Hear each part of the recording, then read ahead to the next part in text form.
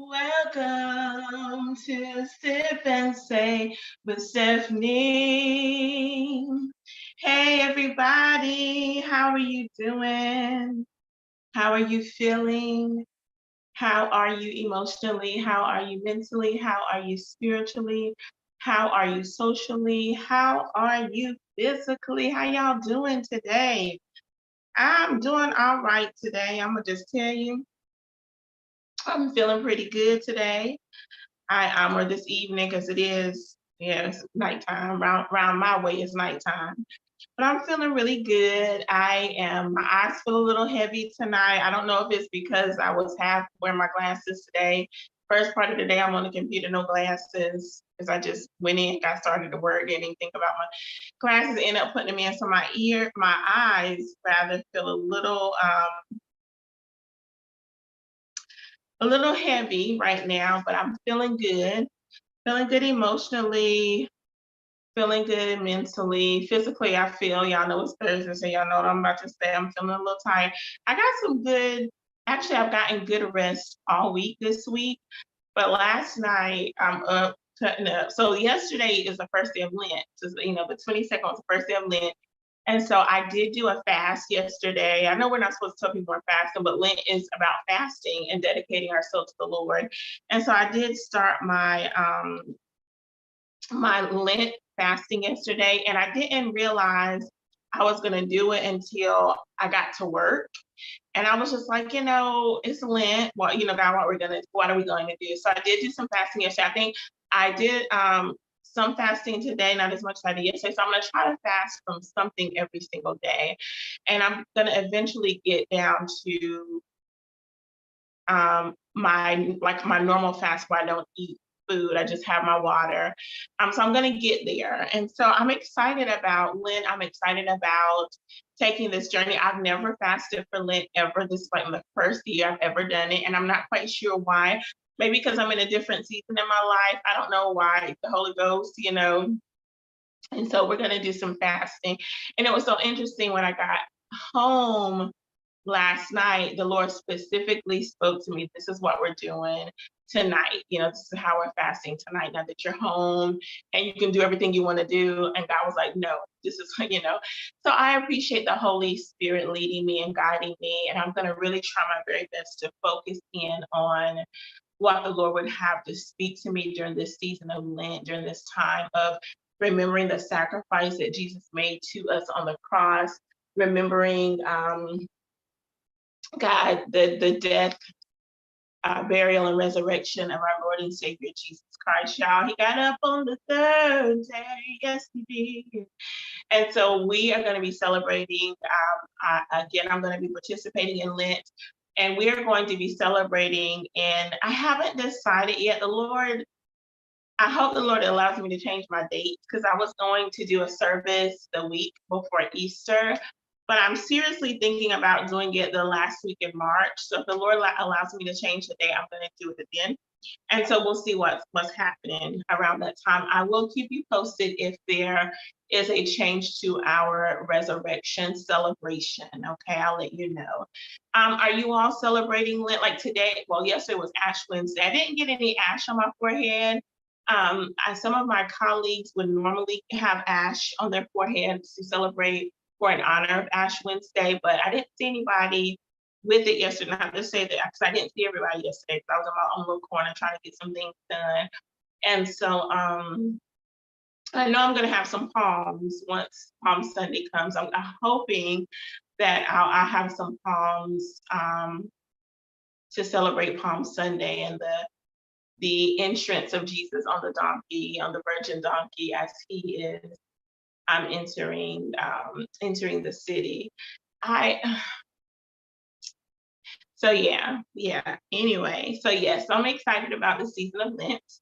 And do you celebrate Lent? Are you doing any fasting? Are you doing any sacrificing, any dedication of yourself to the Lord or recommitting yourself to the Lord during this season? If you are, go ahead and add it to the chat or add it to the comment section later. I'd love to hear from you. I'm really excited to hear, I probably already said this, so I'm gonna say it again if I've already said it. I'm really excited to hear and see what the Lord is going to speak to me during this Lent season. And I'm excited for what the Lord is going to speak to you as well. Yes, this is Sip and Stay with Stephanie. And I'm excited to hear what the Lord is going to speak to you during this time. You know, I was actually counting down the days of Lent. And I don't know if I'm going to get a calendar or not to count like the Advent calendar to like count down the days. But I'm thinking about it right now. I might just end up doing it in my journal so that I can note what I'm fasting from and what the Lord is speaking to me every day, to make sure that I am journaling and can look back and see, this is what the Lord said. This is what the Lord did. This is what the Lord said. This is what the Lord told Stephanie to do. Stephanie did it, or oops, Stephanie missed it, but Stephanie needs to go back and do it, you know? So I might end up getting my purple journal, because I have some different color journals, get my purple journal and do some recording of my journey, my Lent journey, very first one. I do have friends though that that are not Catholics, but because I know Lent is for everybody, even though it's very prevalent within the Catholic religion. But I do have some Christian friends that fast during Lent as well and have been doing it for a little, you know, for a little while. We talk about it. But again, this is the first year I've done it, and I'm excited. I'm excited about it. Okay, so watch y'all sipping on tonight. Y'all look, I didn't grab a glass, so I am actually sipping on my big water bottle tonight. Y'all like my stickers? I got my melanin popping, yeah. So this is my water bottle that's is a little too full. It really was what it is, because this is a water bottle I take to work. And so it's full, it's heavy, which means it's full, which means I wasn't drinking as much water as I should have been drinking today. I actually went and got me a slice of pizza and a salad. It's a lunch special that I get for $5.99, y'all. You can get two slices. I mean, and this like the large pizza, not a little slice, like the large slice pizza. You can get a pizza and a salad for $5.99. It's a lunch special. So that's what I got. And their salad is so good. And it's big. It's not a little salad. Like the salad is like a nice size salad, big slice of pizza. Anyway, that's what I ate today. And so you always get a drink. So I always get some water with my salad. So I had that today. I was drinking out of another water bottle that I'm looking at right now, but I need some more hydration. So I'm gonna drink from my big water bottle. I don't know why I decided to use that voice. It is what it is. What y'all sipping on tonight? I'm sipping on my water.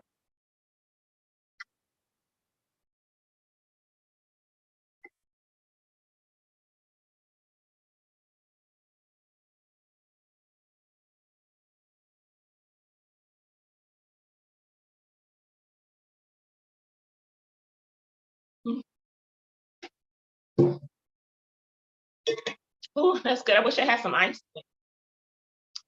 I'm gonna have to put some ice in it for later on as I'm doing my nighttime activities. Hey y'all, Wanda, how you doing? Good to see you. I don't know how I dropped one on my computer, but I did. So look, y'all, my exercise routine is going very well. I exercise with a fitness instructor 3 times a week. It's my cousin Denise, Snatch by D. Check her out, Snatch by D. Check her out on Instagram. So I work with her 3 nights a week. And then the other nights, I have not been consistent on my off nights with her. I have not been consistent in exercise. And I haven't, but last night I was. We weren't able to meet last night. So I got my sweating in the spirit. We're gonna work your body, work your body. That's my Sweating in the Spirit with Donna Richardson. Y'all, I have the DVD. I used to work out with Donna Richardson when I was a little slimmer and more in shape. On the VCR tape, y'all, the VHS, and I still have my Donna Richardson VHS tape. Is blue, she in blue with her little red belt and everything, with her little leotard and stuff going on. And so, yes, y'all know the women, the ladies just wear their little leotards and stuff, exercise. So I still have that one. I can't remember what it's called because I haven't looked at it in many years. But her, I don't know if it's her most recent, but I think she put Sweating in the Spirit out maybe in the mid 2000s, maybe. I really don't know. But I like the Sweating in the Spirit, and it is a full body workout. She gives you your cardio, your Pilates, your strength training. stretching. It is a full body workout. It's about, I think it's about a 50-minute or so workout with, I think we did about 30 minutes of your warm up, your aerobics and cool down. And then we did the Pilates and strength training, and then you do your stretches. And I felt like there was something else because I didn't do the very end of it this time. So it's been a while since I've done it.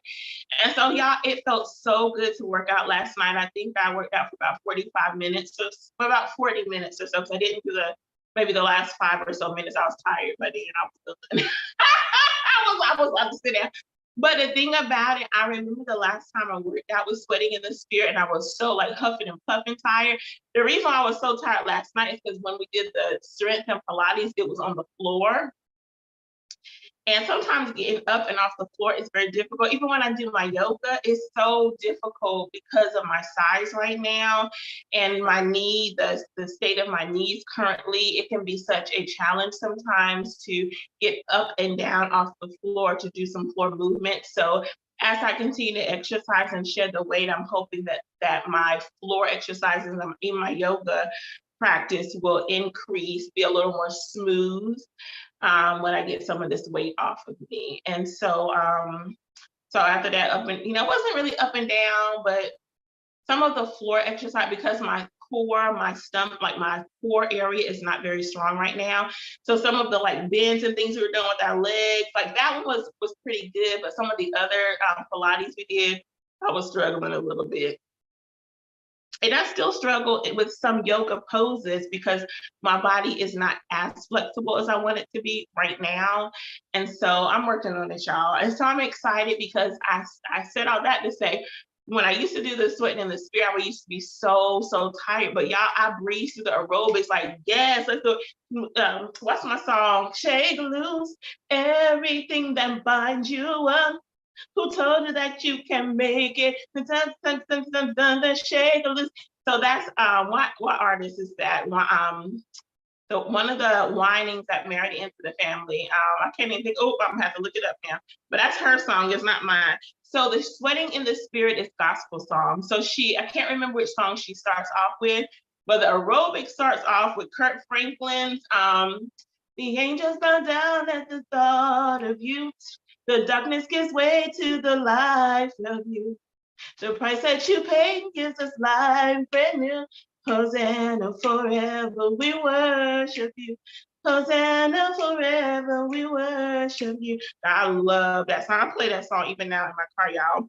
And so Shake Loose is just one of the songs kind of nearing the end of the aerobics. I love that song. And I love the movements that Donna Richardson has for that particular song. And so anyway, I had not planned to talk about all this because I really do have some news sitting right here beside me. But you can actually find, because my TV I'm not able to access my TV remote. I think I've dropped it too many times. I have hardwood floors. So I think I've dropped it one too many times on the floor, and now it won't work. So I'm not I'm using my DVD player anymore because getting to that channel is not quite working.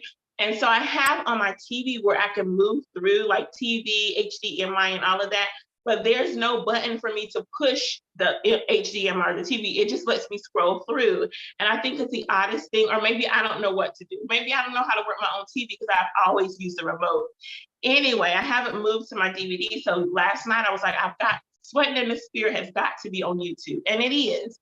So if you want to work out, it's really good, y'all. It's called Sweating in the Spirit with Donna Richardson. It is a really good workout. She actually has all body types and sizes working out with her. So even if you might be a little heavy set, or if you don't have much energy, or you have a limited mobility, you can still work out with Donna, just modify it to best suit your body. It's a really good workout. Like I said, she has this Christian song, so you can get your praise on while you're getting your exercise on. So let me see about this Shake Loose. Because Vicky Winans, I could not think of Vicky Winans' name, but Vicky Winans, that's her song. Shake Loose is in there. Hosanna is in there. When the praises go up, up, up. That's And the blessing, when the praise go, and the blessings go down, down. Yeah, it is a really good workout. That's Dietrich Haddon's song. And so it's got some really good praise songs within the Sweating in the Spirit. That's all I'm gonna say about that, because I have talked enough about that. And so I said all that to say, y'all, I'm feeling good. I'm thankful for my workouts. I'm thankful for the motivation, because I was not gonna let last night go without me exercising. And so I found it on YouTube. I exercised with it on my computer, and man, I felt so good. I felt so strong. So y'all, exercising, we're going to talk about it later, because I am talking about heart health. I have my red on tonight for heart health. I have my Black Queen on for Black History Month. But I'm going to talk about heart health tonight, and I am going to talk about exercising a little bit later. I hadn't planned to talk about it this early, but I wanted to give you all an update. I'm feeling pretty good. I have not checked my blood pressure this week. I'm supposed to be checking it regularly, but I have not pulled out my cuff. It's sitting over there by my chair, but I need to pull it out because I haven't checked it this week, so I can see. My blood pressure has gone down some since I started exercising. My bottom number is still higher than I want it to be and higher than it should be. So I'm still working on it, y'all. Still working on this, but I'm feeling good. So I've said all that to say, yeah, I'm feeling good. And all right, y'all, let's get into a little bit of news. I don't have a lot of news for us tonight, but I do have a little bit of news for us tonight. Y'all know I got a couple of products, my regular products. I'm just gonna show you because I got some new orders. I did 2 new orders. So I'll tell you about that in a minute. Let me get my glasses on. So look, y'all, all the news I have tonight, I did not do this intentionally, but I'm okay about it. I feel good about it. All of my news tonight is about Black folk. It's about my people, the Black race. And so again, I didn't mean it to be that way, but it is what it is. And the Lord knew what he was doing, so it's all good. So I wanted to share with you, give you an update for the shooting that left 10 individuals killed at the Buffalo grocery store shooting that happened last year. The individual whose name I'm not going to call you, I can look him up. He was sentenced to life in prison without possibility of parole. He was actually sentenced on Wednesday. And I can't remember if it was this Wednesday or last Wednesday. Let me look it up to make sure I'm giving you the right date. I believe it was last Wednesday, because I remember looking at the video, because the family members of those who passed away, they made their statements, read their statements during the sentencing. And so there was one family member who lunged at the gentleman. Y'all, look it up for yourself. Like, he was not he was not having it. So yes, so it was last Thursday. So he was sentenced. And I really want to call out the names of the individuals who passed away. I didn't want to say his name, but the loved ones who passed away were Miss Ruth Whitfield, Miss Pearlie Young, Roberta Drury, Hayward Patterson, Celestine Cheney, Andrew McNeil, Marcus Morrison, Geraldine Talley, and Aaron Salter. He was a top security guard that died, within, or that was, tried to disarm, the gunman. And so, yeah, you all, those are the individuals who passed away. I'm thankful. The man who killed them, he did plead guilty, and so he did not want to face the death penalty. That's, I think that's what it was. Because by him pleading guilty, it took like the death penalty off the table. But again, he's been sentenced to lifetime imprisonment without the possibility of parole. And it's so interesting that I'm like, you killed all these folks, but you don't want to die right yet. I am not in favor of the death penalty. I just want that to be clear. But it trips me out that this individual can go on a shooting spree, kill 10 folks, but yet he don't want to die. I digress. I'm pretty sure there are some civil lawsuits that are coming, and the death penalty can be put back on the table during the civil trials if there are some coming, and I believe that they are. There are. I didn't look that up, but I believe there are some civil lawsuits coming, and again, the death penalty can be put on the table. Then I'm not in favor of the death penalty. I don't know the only reason why I think the death penalty. I'm gonna have to do some research. So if I'm wrong, without doing research, I stand corrected, but just without doing research about the purpose of the death penalty, I feel like it was another means to kill Black people. I just do. I feel like it was another means to kill Black folk having the death penalty. I'm going to have to do some research for myself to fit. That's just what I feel with my limited knowledge about it. But I'm not in favor of, I mean, I understand people want murderers to pay for killing their loved one, but they, I'm not in favor of the death penalty. I'm not in favor of anybody being killed by somebody else, including the death penalty. So no, they should not have killed your loved one, but I don't think they should die as a result of that. We can debate about it later. We can debate. So our prayers and comfort remain with the family members of the individuals that were killed, and I'm praying that they feel justice for this sentencing, and again, as they pursue other means of justice through our court system. All right, so y'all look, I'm in the dark ages. I'm in the dark ages. So there is such a thing called the metaverse, right? And so I've heard of the metaverse before. I've seen individuals with the big goggles and the control sticks, and they're in this whole virtual world. I've even heard about people dating. No judgment. I made a face, but no judgment. Dating through the metaverse. Do you? No judgment here. Do what you got to do. I mean, there's online dating. Why not use the virtual world to date? Do what you got to do. And so there is such a thing as a metaverse, y'all. And so there is a class. I feel like I almost feel like I want a brighter light in here. I don't know if it's just because my eyes are tired, but I almost, I might plug this up because I do have a light right here beside me. I feel like I want a brighter light so I can read my words. It would be different if I had made my words a little bit bigger on my paper, but I didn't. So let me see if I can plug my light in. Y'all pray for my eyes here. Pray that the Lord strengthen my eyes. Let's see if this is gonna make a difference, you all, so I won't feel like I'm struggling in my eyesight.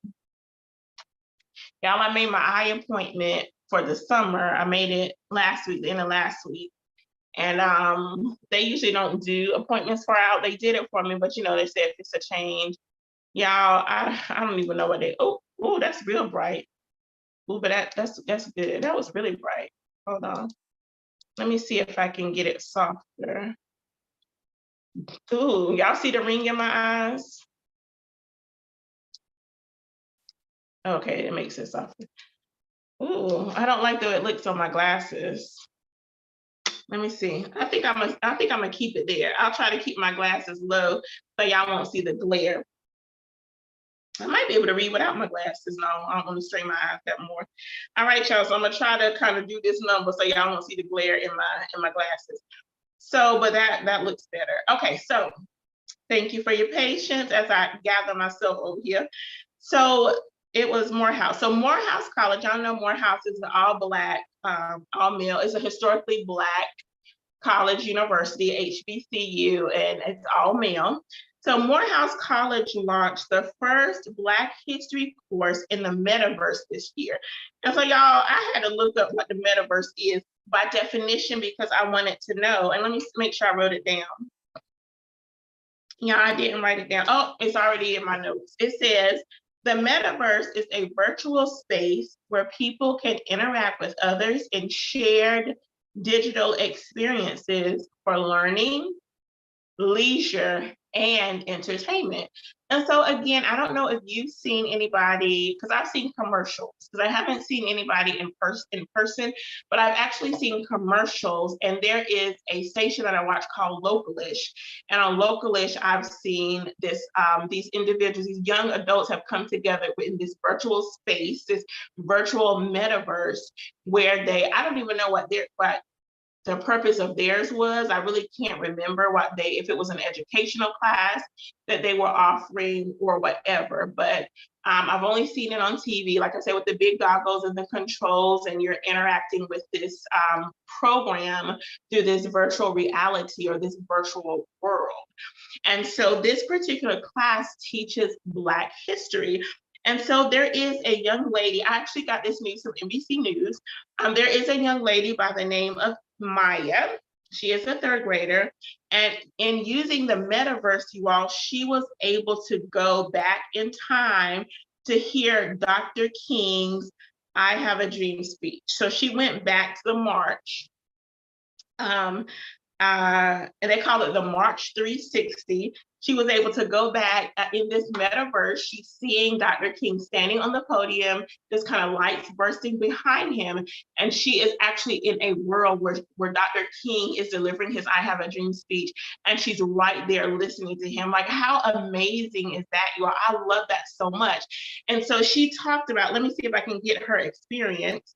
She said, watching the iconic scene up close, it made Maya said she felt confident being able to be right there in a sense with Dr. King as he delivered his speech, and made her feel confident. I love that so much, because our young people can go on YouTube and they can hear Dr. King deliver his speech. They can actually visit the King Center in Atlanta, Georgia, to hear Dr. King and see some of the regalia, not the regalia, is that what you call it, regalia, yes, of his life, in the King Center, and they could get a sense of him then, but to actually sit and listen to him in this alternate universe, or I should say it's not alternate, this virtual universe, where it seems like she's right there with him at the moment it's happening. I think that's awesome. What do you all think about it? Let me know.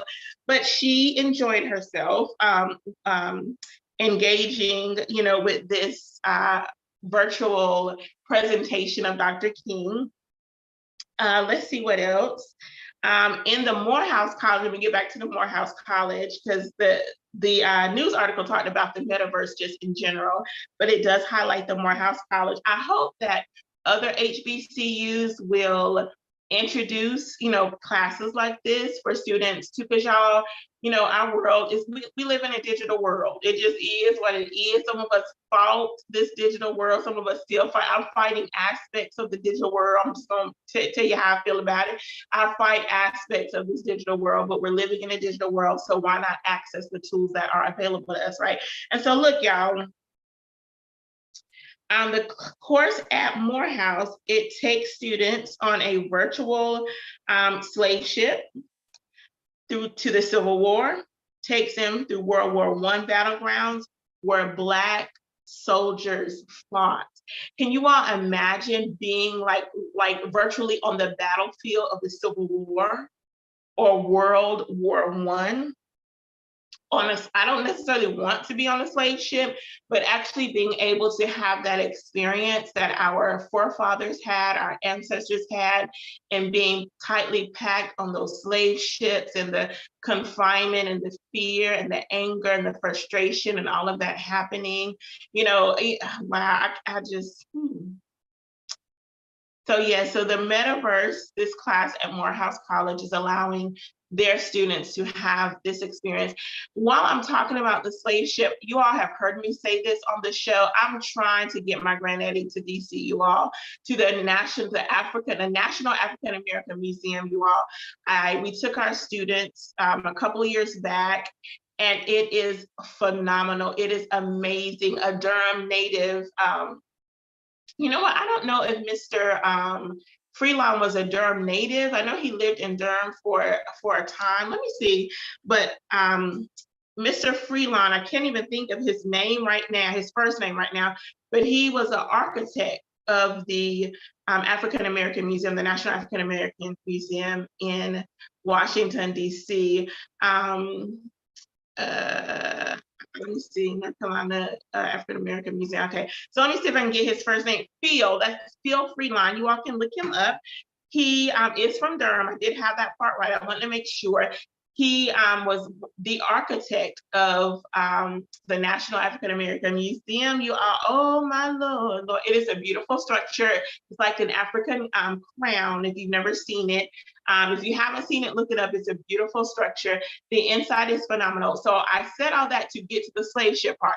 As we went into this museum, huge lobby. So as you're going to the bottom of the museum, it's dark with a little bit of light, and it's made to mimic being on a slave ship.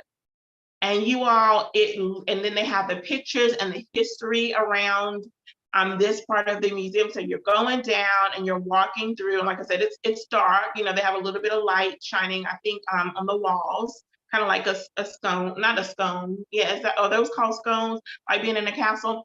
Anyway, it literally was supposed to, I believe, make you feel like you were on a slave ship, and that's how it felt.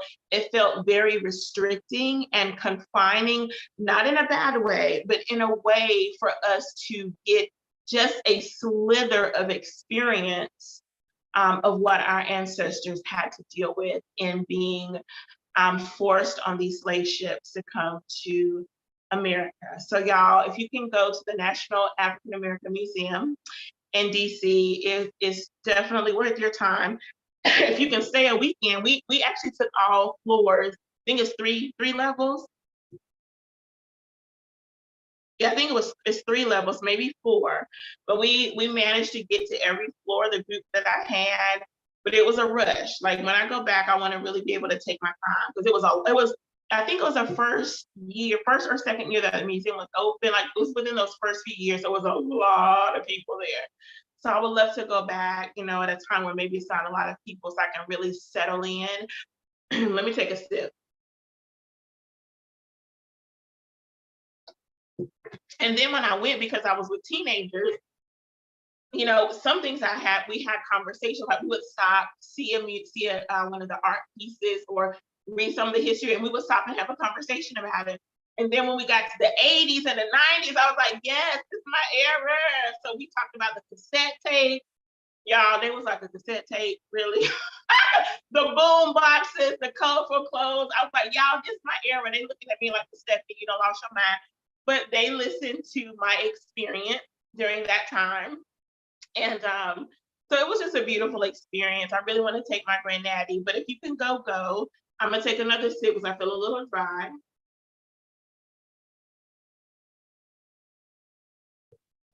But if you can go. So this virtual Metaverse class, again, virtually takes students on a slave ship, the Civil War to World War I battlegrounds, where Black soldiers fought. You all, I feel like this is, watch y'all think. I think that's amazing.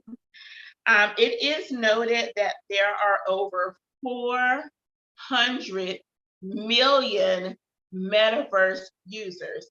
And there are, so you know me, y'all, I don't know nothing about the Metaverse. I'm like, well, how can I get to the meta universe? Like, what I'm supposed to do? How can I find it? Like, you know, I'm in the dark, I'm in the Stone Ages, y'all. So there are actually several platforms that serve, let me make sure I got the words right. Metaverse platforms, like get the terminology right, where you can tap into the metaverse through these platforms. There are several. I did not want to name any of them. One of them, you know, Metaverse, you know, you kind of know pretty well.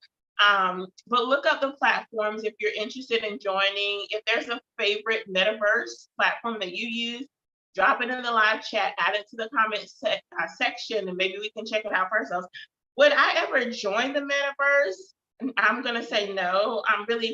I would love to tap into some of these educational lessons, but I don't want to join the Metaverse quite yet. I'm not ready for that advancement as of yet. So what y'all think? How y'all feeling about it? But anyway, I want to give you a little bit more information. There is an artist by the name of Gabe Galt.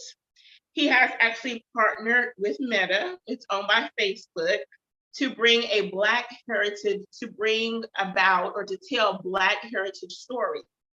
And so last February, he launched I Am a Man. You all know I Am a Man from 1965, I believe it was, if I have my year correctly, when the sanitation workers were marching in Memphis, Tennessee. Dr. King actually went there to march with the sanitation workers to deliver a speech, and you all know that's where Dr. King passed away. He had finished his time with the sanitation workers, and he was at the Lorraine Hotel, and he was assassinated there. And so I'm sure you've seen the pictures, if you haven't looked it up, of the iconic I Am a Man I'm gonna say billboards, but billboards that the men were wearing, because of course, 60s, they were protesting for equality, for fairness. And so they were on strike. And shortly after Dr. King's assassination, the strike ended and they were able to get some of their needs met, some of the demands met. The sanitation workers. So yes, let me keep reading. So yes, so Mr. Gabe Galt, he's telling these Black heritage stories. Last February, he launched I Am a Man.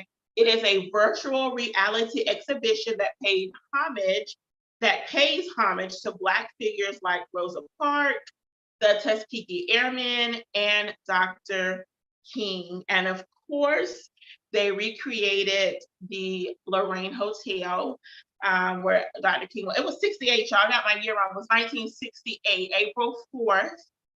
I think it was April 4th, 1968. So I got my year wrong, I apologize for that. Dr. King was born in 29, January 15th, and he passed away, I believe it was April 4th, if I'm not mistaken, 1968. And so I love that. Like I said, I might join the Metaverse for educational purposes, because to be there, to be in the atmosphere of the 60s, like I'm wondering, have the marches been attached to the Metaverse, or I guess the educational series, or has I'm thinking about the Edmund Pettus Bridge and Bloody Sunday, of course, that was a horrific event, but to actually walk with the protesters on the bridge, not necessarily to endure the pain that they endure, because it would probably make me cry, but just to be with them, during that march on the Edmund Pettus Bridge. Was it from?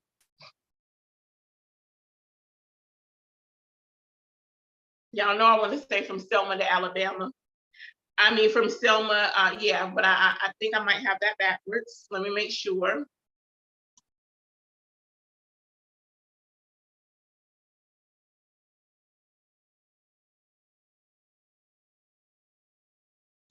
So in Selma, where were they going? So I got my Selma right. Selma, Alabama.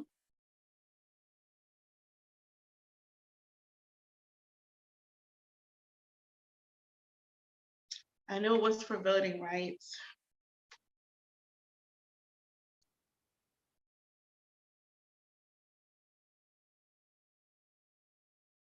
From Selma to Montgomery.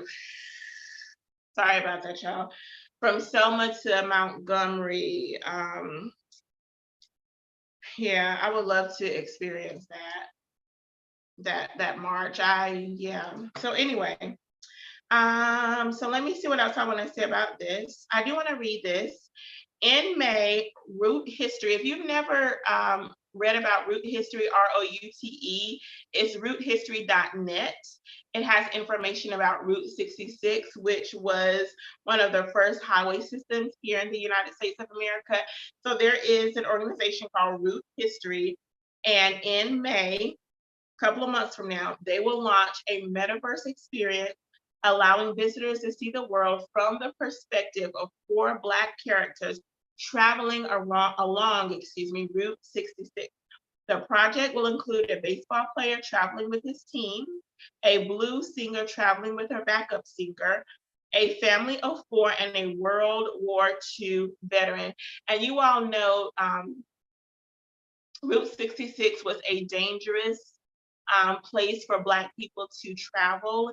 And so there was the Green Book, or also called the Negro Motorist Green Book.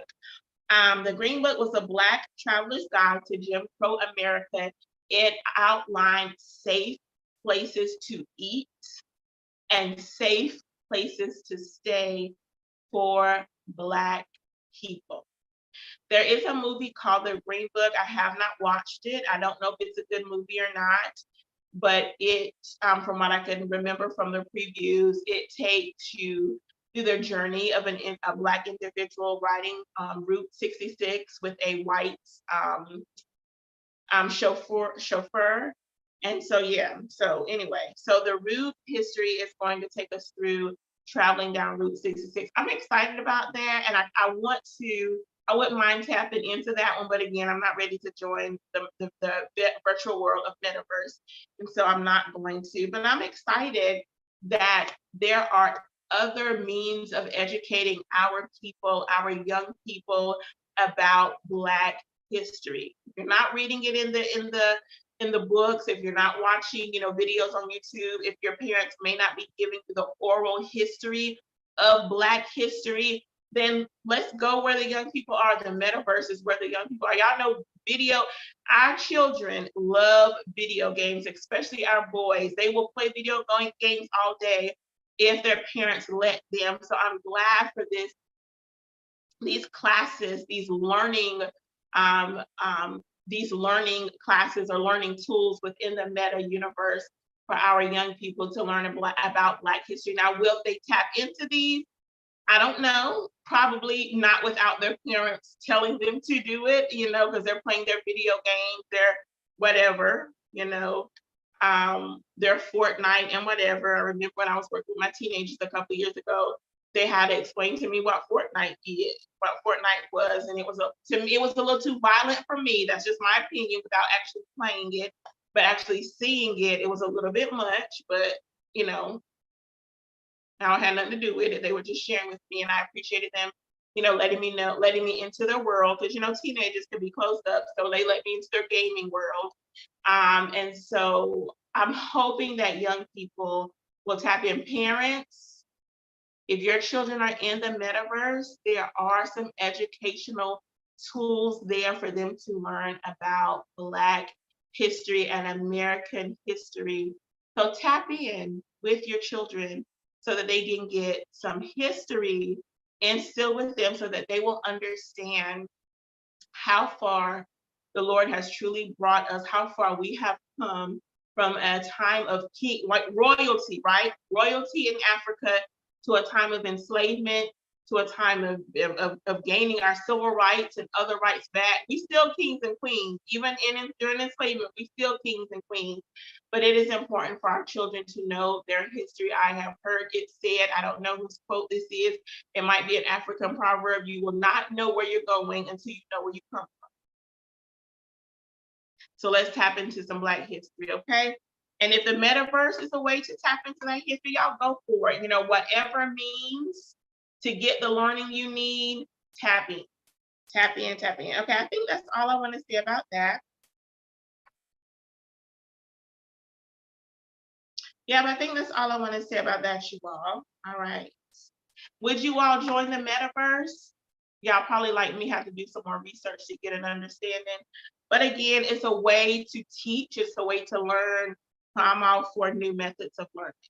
Okay. Now that dating in the Metaverse, that's a whole nother sip and say with Stephanie, I probably won't even touch, because to each his own, do what you got to do for you.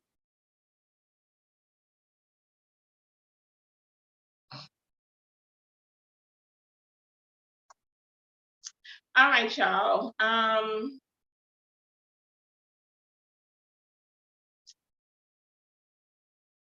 I gotta put my glasses on. This light is almost blind. I said I wanted some light, now it's about to blind me. All right, so you all, I wanted to talk a little bit about reparations, and I want to hear what you all have to say about the reparations. But yeah, I do want to talk a little bit. So you all, I didn't realize that California had a California task force to study and develop reparation proposals for African Americans. So you all, we understand what reparations are. It's making amends for the wrong that has been done to a people, a group of people, or whoever. And you all know that it was promised to 40 acres. The mule came later, but 40 acres was promised to freed enslaved people, freed Black people. 40 acres was promised. Okay. I'm going to tell you how, because I did a little bit of research about it because I didn't know the full history. So I did a little bit of research. So let me do that now. Then I can bring us back to today and some work that's being done about reparations. So let me get my other sheet out, keep my notes together so I can keep my life together. So this is what I found out, which I did not know this. All right. So it was on January 12th, 1865, when military officials met with 20 Black pastors in Savannah, Georgia, at the Green Meldrum House, and they discussed with these pastors what Black people wanted. All right. So at the time, Secretary of War Edwin Stanton, he suggested to Union General Sherman Williams to talk to Black people to find out, like, what do they want now that they are free. The Emancipation Proclamation has been signed by President Lincoln. Black people are freed. What do they want?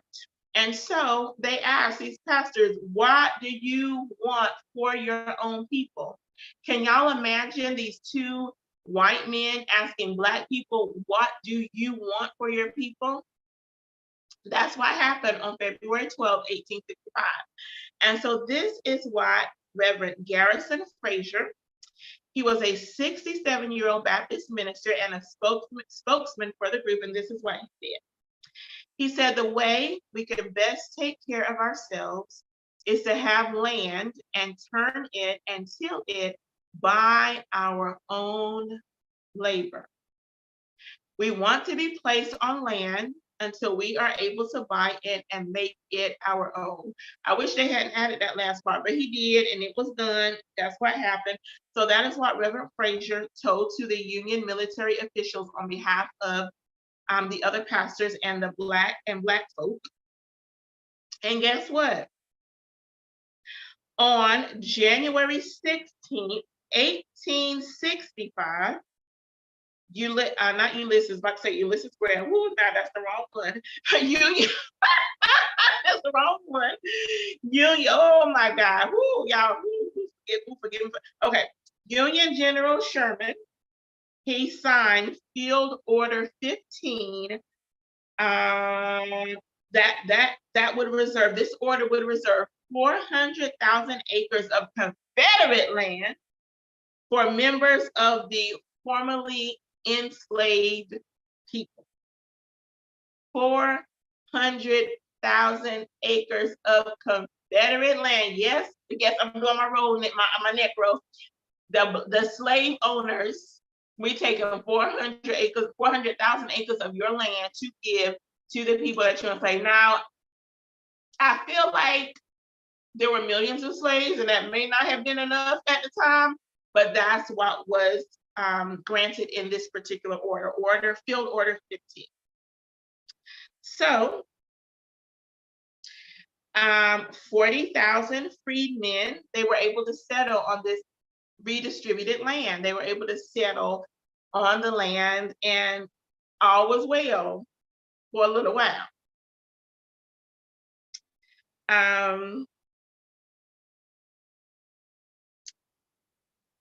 The mule came in. So originally the order did not involve the mule, y'all. Just want to know, the order was specifically for land to be given to the formerly enslaved people. Where the mule came in is, let me get there.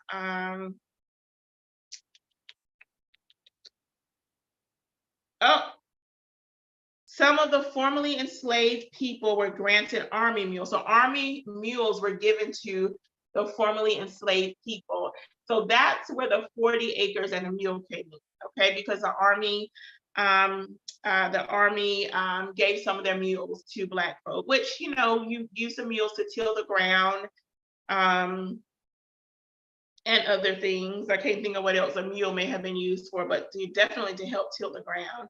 And so collective, like it was like the 40 acres and a mule were joined together for just because of that, that gift, I'll say, from the Army to the freed folks. Now we know that President Lincoln was assassinated in April, April, was it 65? Yeah, 1865. That might have been where my 1865 came from, but on April 15th, 1865, President Lincoln was assassinated.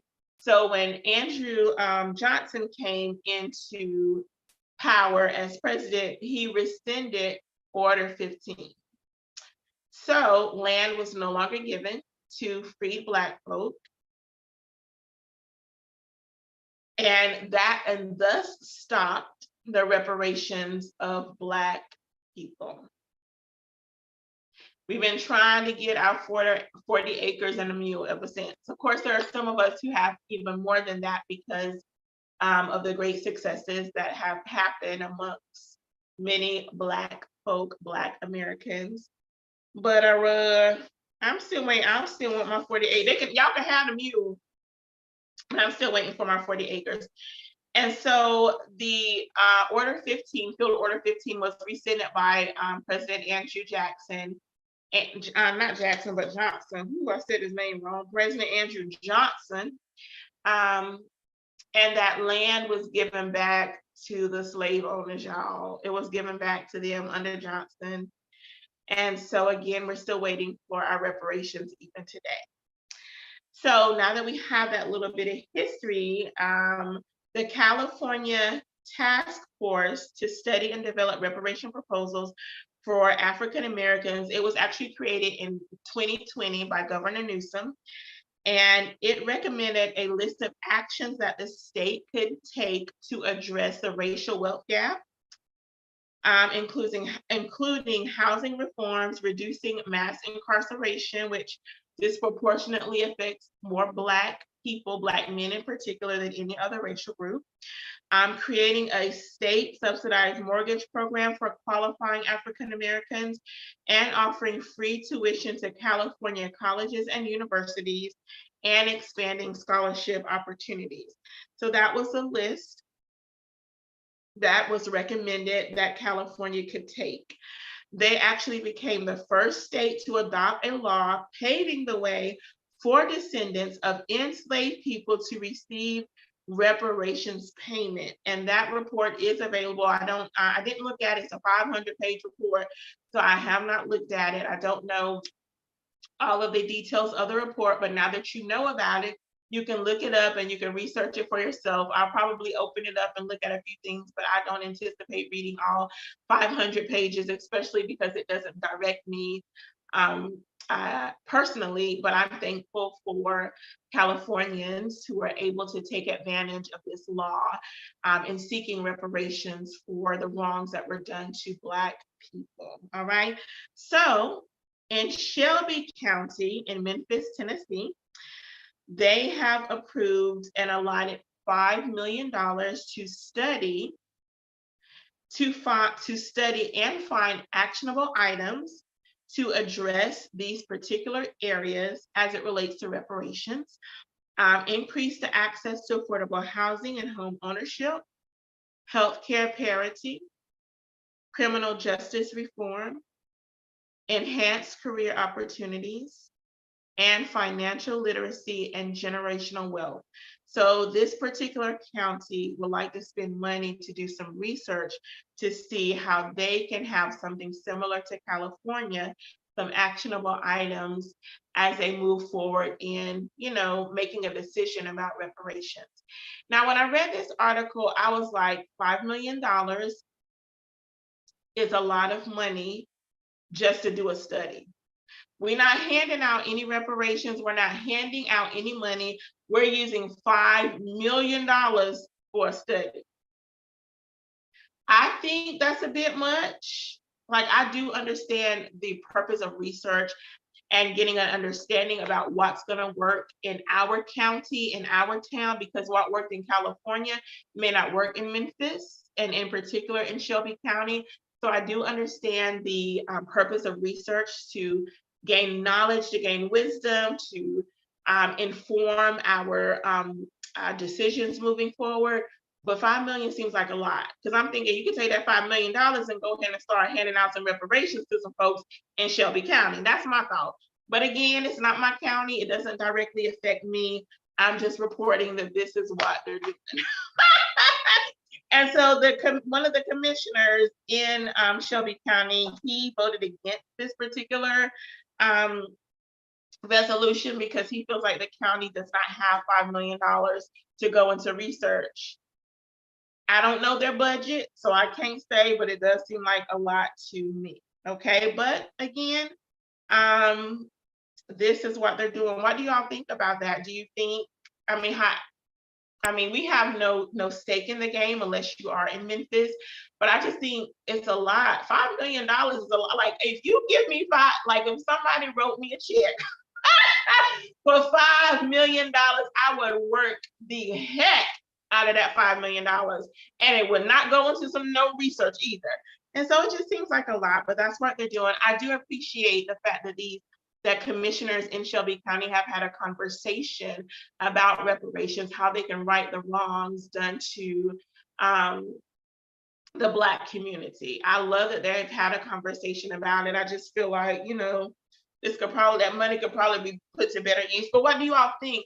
How would you all feel if your county started talking about reparations? Do you think that Black people are owed reparations? Do you think that the federal government should go back on the original Field Order 15 and give Black people their 40 acres so that we can begin to build wealth? So that we can have an economic future for our children and our grandchildren and our great-grandchildren and our great-great-grandchildren and our great-great-grandchildren. Do y'all think that this should happen? Yes, I do. We know that there are economic disparities within or between Black people and white people. White people have been able to build generational wealth since they arrived in America. You want to know why? Because they stole the land of the Native Americans. They brought slaves were Black people. Let me get it right. Black people were brought over and they were forced to work fields, build houses, including the White House, build communities for no pay, very little food. So we built this doggone country, and yes, the federal government owes us our 40 acres. Again, y'all can have a mule. I don't want the mule, but y'all can have a mule. The Field Order 15 didn't include a mule. That was just a gift given. But yes, I would love to give me my 40 acres where I want to have my 40 acres. Don't just be handing me no 40 acres in a swampland. Give me some good 40 acres in a place where I want my 40 acres so that I can build generational wealth for my family. So yes, I do believe that the federal government still owes Black people. Give us back Field Order 15. What do y'all think? Do y'all think we should get reparations or not? Y'all hit me up. Let me know in the live chat. Let me know in the comment section. There are many people. This conversation has been happening for many years now. And I think it's been happening, the conversations have increased even more over the last 5 to 7 years, because doggone it, this is what we're owed. This is what we are due. I don't care whose land you got to take. Take some land from the white people whose descendants owned slaves. I take their land, give me some of them hundreds of thousands of acres that they have, because again, white people were able to build generational wealth through theft, through murder, through oppression, through lying. They were able to build wealth. So white folk have wealth in this country, whereas Black people, we have scraped and scuffled and worked hard for everything that we have. Yes, there is an achievement gap. Yes, there is economic wealth gaps. Yes, not only because of the lies and the stealing and the oppression, but because of unfair practices in the housing market, unfair practices with the banks, unfair practices in government. So yes, unfair practices in the prison. I'm gonna say the prison system because I can't say is a justice system. The legal system, of course, it's doing what it was designed to do, to keep Black and brown people oppressed, even still. It's doing what it was designed to do, but reparations is a good start for some of, I'm gonna say, some of my people to get off of, or get out of low wealth areas, get to a place where they can get some land, build a house, build economic wealth, start to leave an inheritance and legacy for their children. You want, even when Black people did this, you all, you know, we have had Black Wall Streets all over the United States. Tulsa, Oklahoma, Black Wall Street. Wilmington had some Black economic some Black economic growth there. Durham had a Black Wall Street, and other places that I don't know about right now, haven't researched about, haven't learned about, but Black people, and there's a place in, oh gosh, I watched it on, during, it wasn't Soul of a Nation, but during the Emmett Till story, it was a 4-part or 6-part series that came on ABC. And there is a place, I want to say it was in Mississippi, where there was Black economic wealth there. It was a doctor who built this particular town just for Black people, and y'all, they were prospering and thriving. I can't think of the name of it right now, but we had built economic wealth, our own stores, our own banks, our own hospitals, and white folk, as the saying goes, I'm not gonna curse, dang if we do, dang if we don't. Y'all understand the saying. Had our own thriving in our own communities. Florida, what place? Rosewood, Florida. Thriving in our own communities, and white folk get jealous and come in, burn down our banks, our homes, our hospitals, just burn stuff, kill folk because they're jealous because Black people are prospering.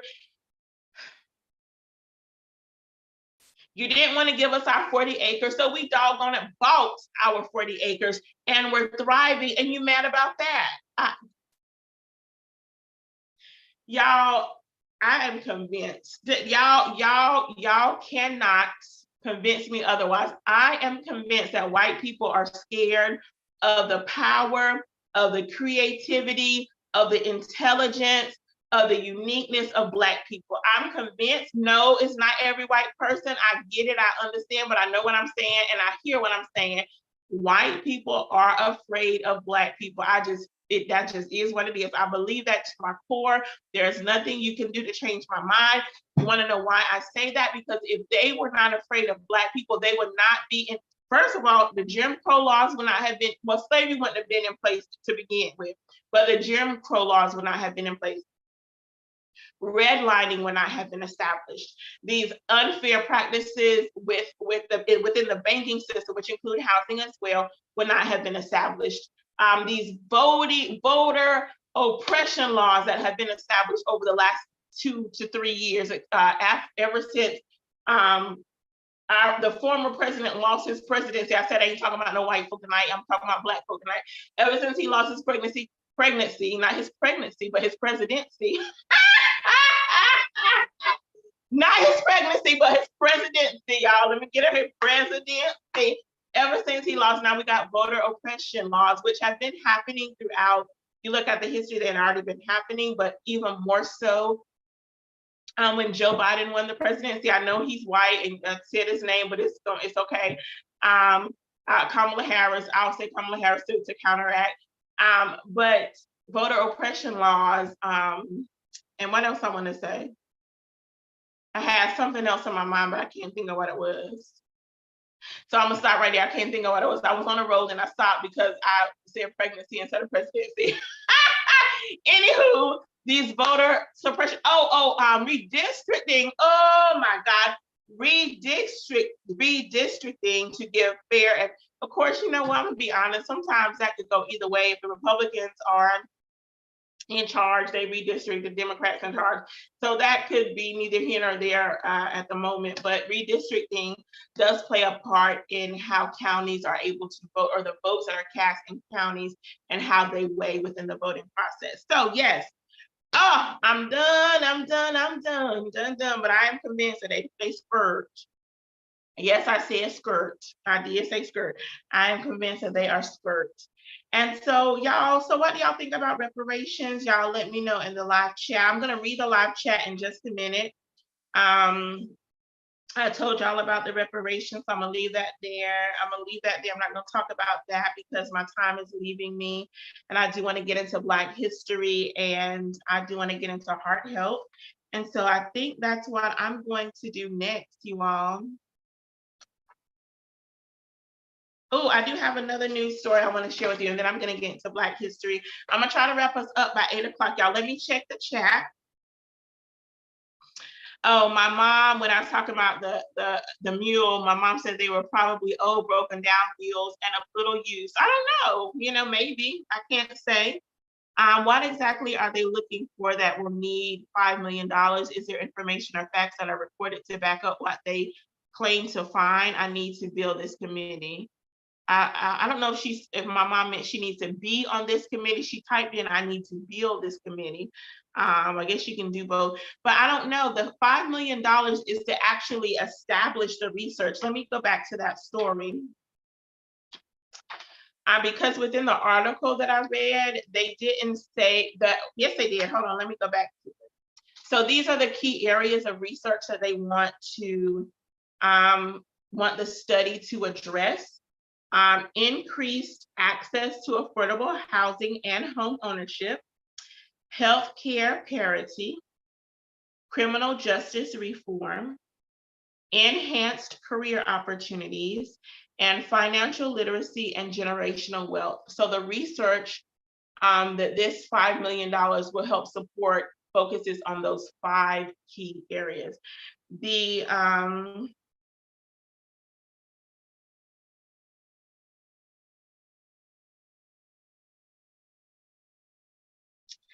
In this particular article, it does not say how they're going to go about doing it. It doesn't say if they're going to establish a task force similar to the one that that was in California. It doesn't say how they're going to go about it.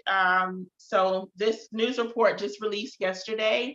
So I'm pretty sure the commissioners will make a decision within the next week or weeks or months and how to allocate the $5 million and who is going to do the research, how they're going to do the research. They'll probably give more information to the constituency in Memphis so that because they probably have the same question as you. So maybe I will make a note. I didn't bring my pen over. Oh, yes, I did. I'll make a note and maybe I can follow up with this story because I am curious to know.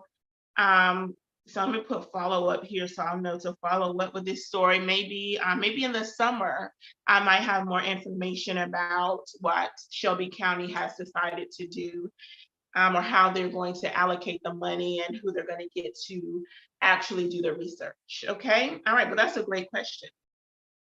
Also, what would the land come from? Is all going to be in one place? Or are we going to be allowed to be a Black David with everything that we need? I don't know. Like I said, if the government give me my 40 acres, I want to choose where my 40 acres are going to be at. I don't want them to tell me. I want to be able to go, these are the 40 acres I want, make it happen. Because see, if they try to give me 40 acres, it might be a marshland. I might not be able to build on it. I might not be able to do anything with it. So I need to be able to choose my own 40 acres. And so I don't know how it's going to be. Now, I don't know how California is doing theirs because a law has passed, but I didn't do further research to see what the law entails and how the people of California go about seeking their reparations. I didn't do that research, but it's something that you can do for yourself. And also the news story about Memphis, I found that on NBC News. They actually have a Black news site where you can see all the Black news. And so you can find more information there. Maybe the gentleman, actually was a young lady who reported the story. Maybe she'll give us some updates periodically about the progress in Shelby County. Just have to do some research and see. And again, I'll follow up maybe in the summer. Lord bless me to live to see. All right, let's keep it moving. I wanted to share this story with you all, and then I'm going to give a few Black history facts. and then we'll talk about heart health. And I promise I'm gonna try to get us out of here by 8:15. I said 8 o'clock. Give me about 30, less than 30 minutes. Okay. I don't know if this story surprised me or not, but you all know that two of the gentlemen who were,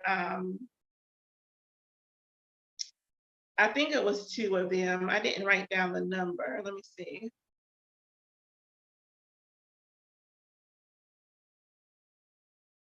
I don't know if it was two or three. I can't think of right now. And I watched the show, like the exoneration of the individuals who were accused of murdering Malcolm X in 65. Yep, in 65, which today's the 23rd. So it was actually the 21st. So 2 days ago in 65 was when Malcolm X was murdered. And there were, I can't remember if it was two or three, you all, I can't even think, even though I remember seeing the movie about it, I can't think of how many individuals were arrested and convicted of his murder. But those individuals were exonerated in 2021. Let me see if I have the date down. I don't have the date, but it was in 2021. Those gentlemen were exonerated. And today, actually, it was announced on the 21st, when the anniversary of Malcolm X's assassination, that his children are actually suing for $10 million. They are suing the New York Police Department, because Malcolm X was shot at the Audubon hotel. Was it a hotel? Audubon Ballroom in Manhattan. And so they are suing the New York Police Department, the FBI, and the CIA, and other entities, accusing them of playing a role in the death of their father, Malcolm X.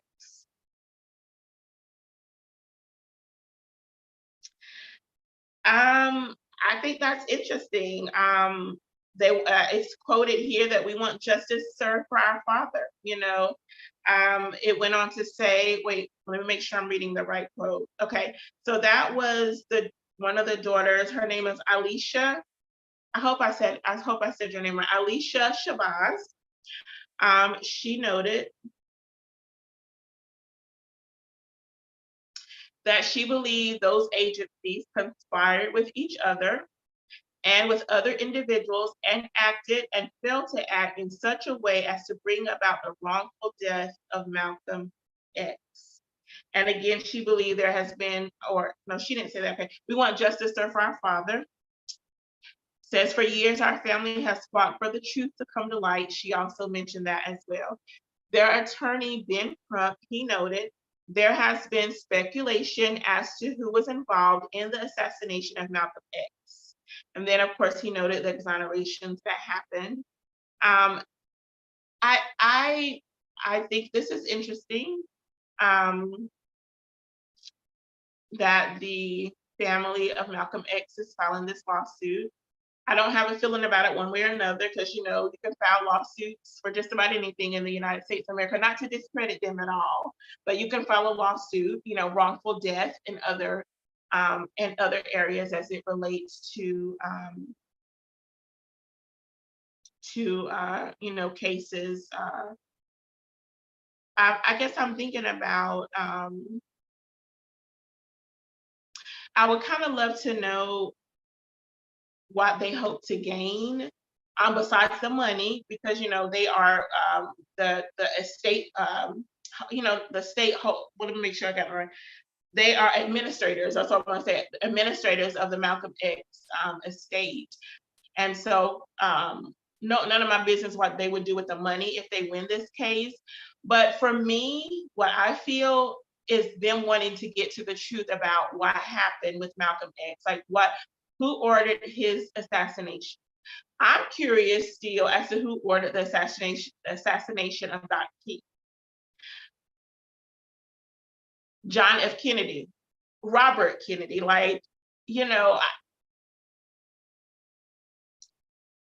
I understand, because I want to know too, because in watching Denzel Washington play Malcolm X, and in listening to Minister Malcolm speak, and to even seeing some live pictures of the day of his death, and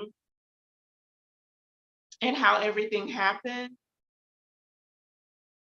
I'm curious too as to, um, I'm curious too. I'm curious. So if I'm curious as like somebody who wasn't even born at the time, then surely his family wants to know what really happened, because I do too. I want to know what was it? Was it a multi-agency um, plot to kill Malcolm X, and they just used Black folk to do it? Because y'all know, during the civil rights movement, there were individuals that were planted within the civil rights movement, the meetings and the discussions, so that they could go back and report to whoever, the white folk, the FBI, whoever. So they knew when Black folks was coming. That's why you got Alabama over there waiting.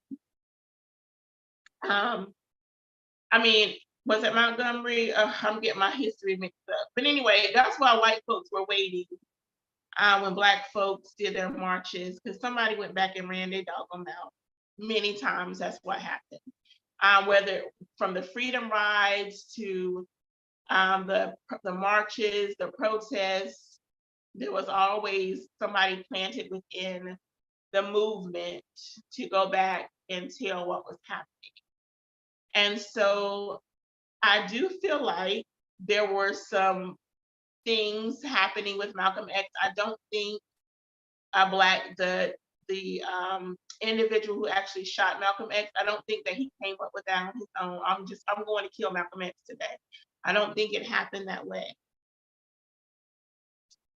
The man who shot, Dr. King, the man who shot Robert Kennedy and President John F. Kennedy, I don't think that they decided one day, I'm just going to go kill Dr. King, I'm going to go kill John F. Kennedy, I'm going to go kill Robert Kennedy.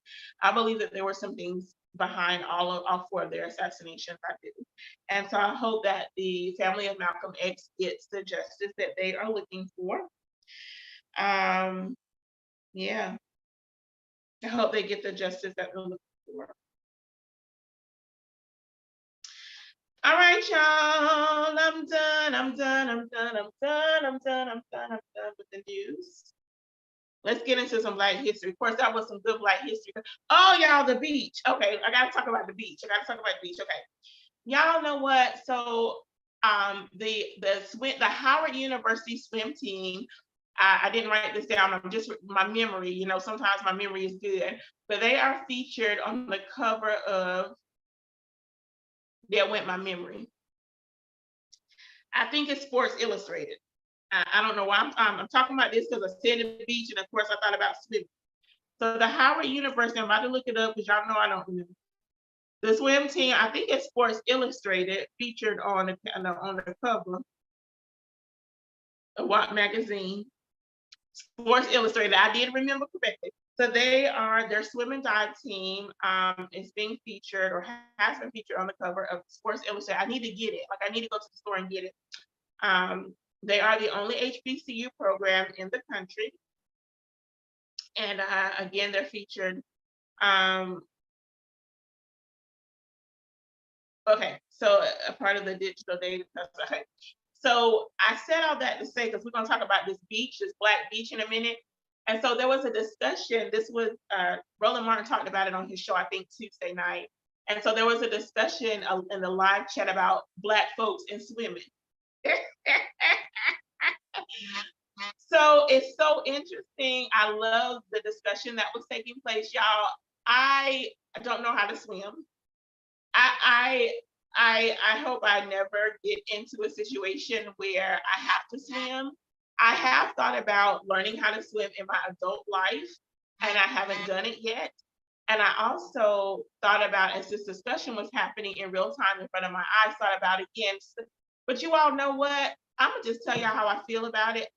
I don't want to be in water that somebody else's body has been like. I am. So this is me pre-pandemic, sanitizing stuff, Clorox wipes at the house, sanitizing water at the house, Lysol spray and everything down. Because y'all, I guess it's the educator in me, and I work with children, and they're special needs children. So sometimes their bodily fluids are more prevalent than other children. And so I'm cleaning everything, classroom, house, shoes go off as soon as I get to the house because I don't know what's like. There's just measures of safety and health that I take and continue to do so. So getting in a body of water where other bodies have been, and y'all know the swimsuits cover your body, but there's still things happening. Y'all, no, I just no. Not only that, but people take their pet. I don't even go to the beach anymore. If I'm going to the beach, I'm probably not gonna get in the water. It's been a while since I've been. Y'all, people take their pets to the beach. No, no. It's so unsanitary.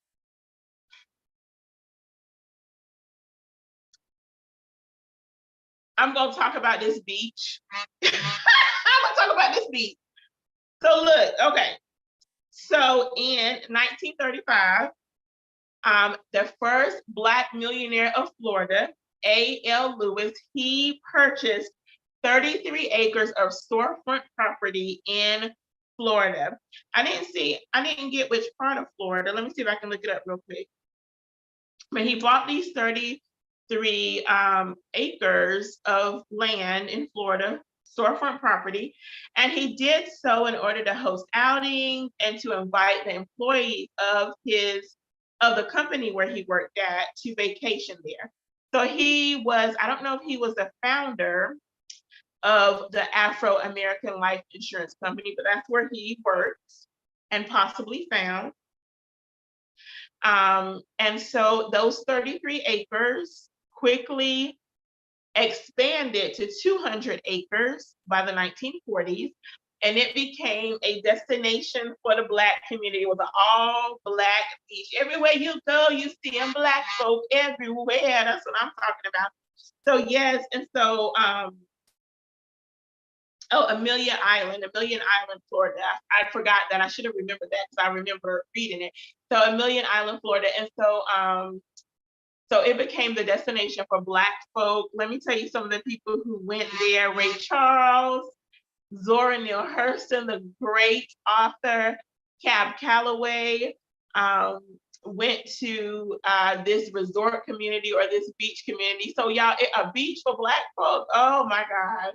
I know that was like the best. I know they was jamming and having them a good time and just enjoying life. And so and it says Amelia Island right here in my notes, my bad, y'all.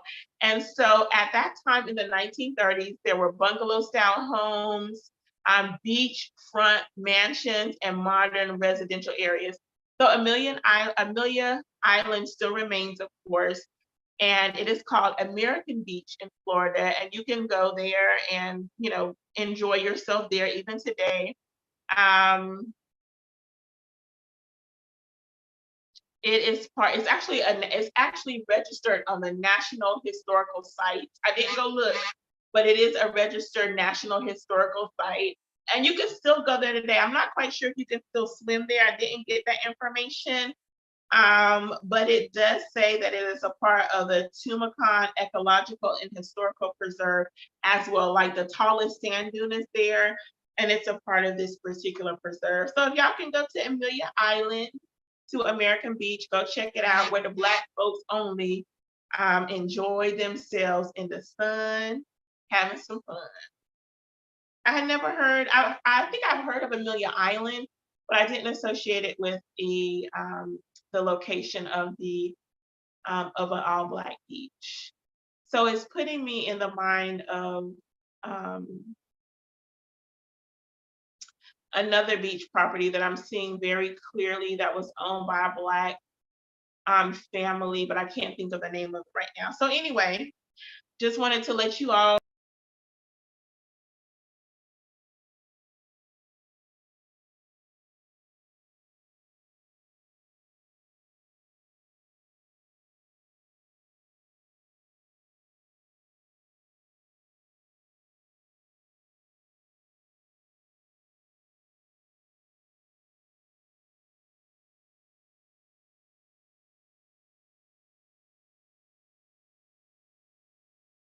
chemist. She was born right here in the great state of North Carolina. She attended Virginia State University as well as the Virginia State College for Negroes. She actually also graduated. She taught at VSU, Virginia State University, and she took graduate courses at the University of Pennsylvania. You all, her work focused on the ultraviolet light and using that, the ultraviolet light, to develop analytical methodology. She also collaborated with her husband. Wait a minute, while president and head of the chemistry. Okay, so while an associate professor and acting head of the chemistry department at Kentucky State, she collaborated with her husband, Mr. Carl McLennan Hill, in researching ketene synthetics.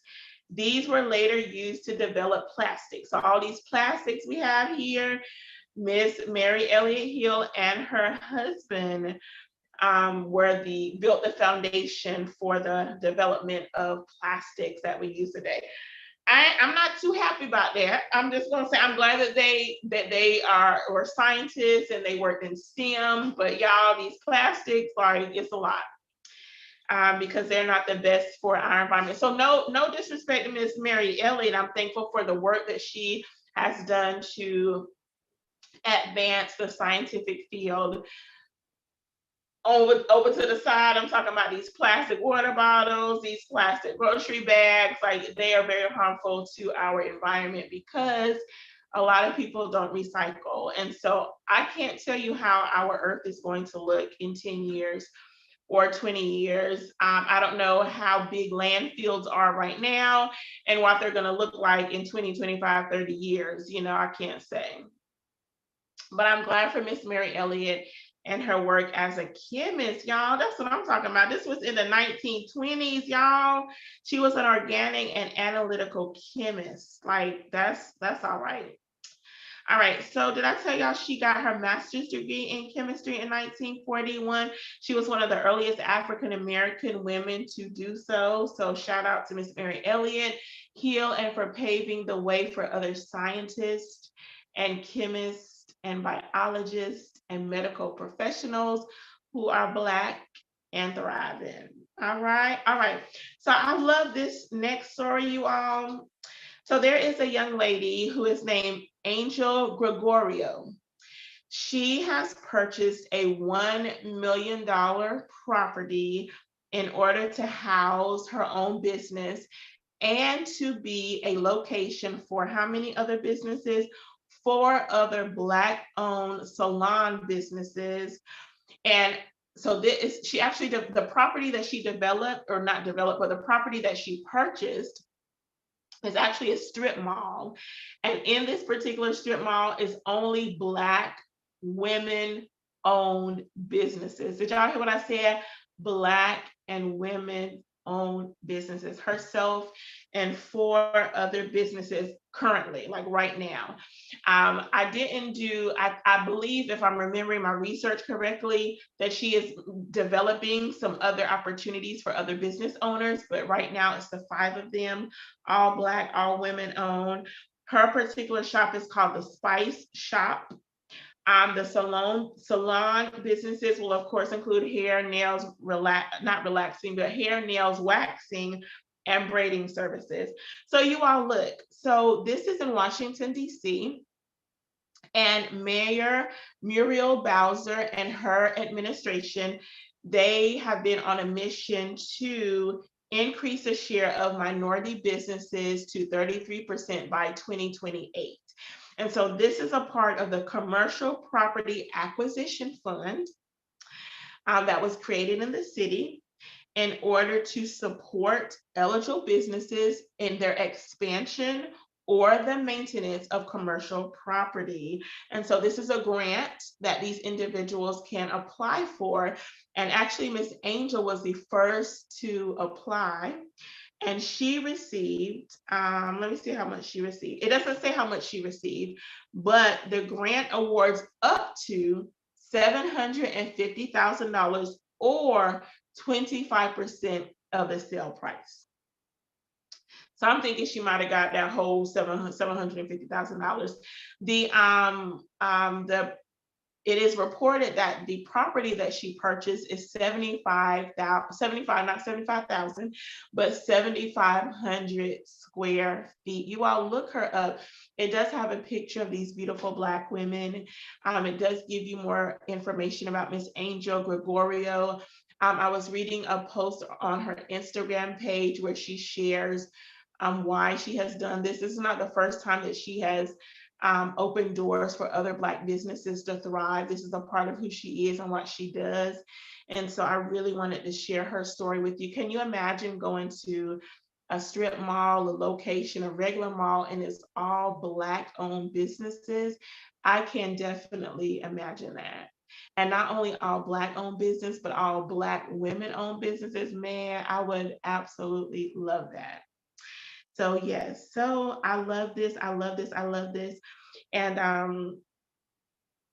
yeah, and I love the fact that Washington D.C. has established this particular fund to support minority businesses, to give them some support, a foundation, a leg up, if you will, so that they can launch out into their business and move forward and doing some great things. I absolutely, absolutely, absolutely love this. And I love that one of the council members, her name is Kenyon McDuffie. I'm not quite sure if this is a young lady or a young man. So let me just say the name, Kenyon McDuffie. This individual council member helped to create this particular fund, and they stated, we're going to keep making these sorts of investments so we can do the sorts of transformational things that allow our Black and Brown entrepreneurs not only to be great business people, but to build wealth that they can pass on for generations to come. I'm telling you, generational wealth is about building that generational wealth. I love this so much.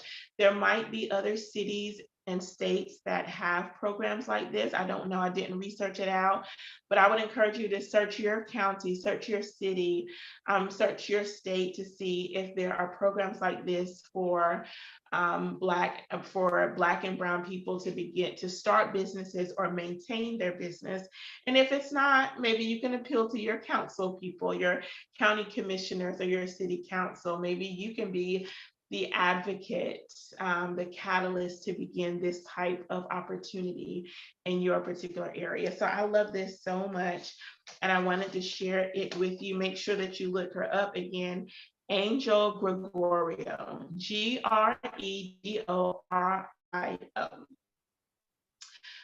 It is noted that she does plan for the strip mall to include a farmer's market in the spring, featuring Black farmers and growers, markets, and pop-up shops. Y'all might have to make me a trip to DC in the spring to check out this particular strip mall with all these Black folks owning their businesses. All right.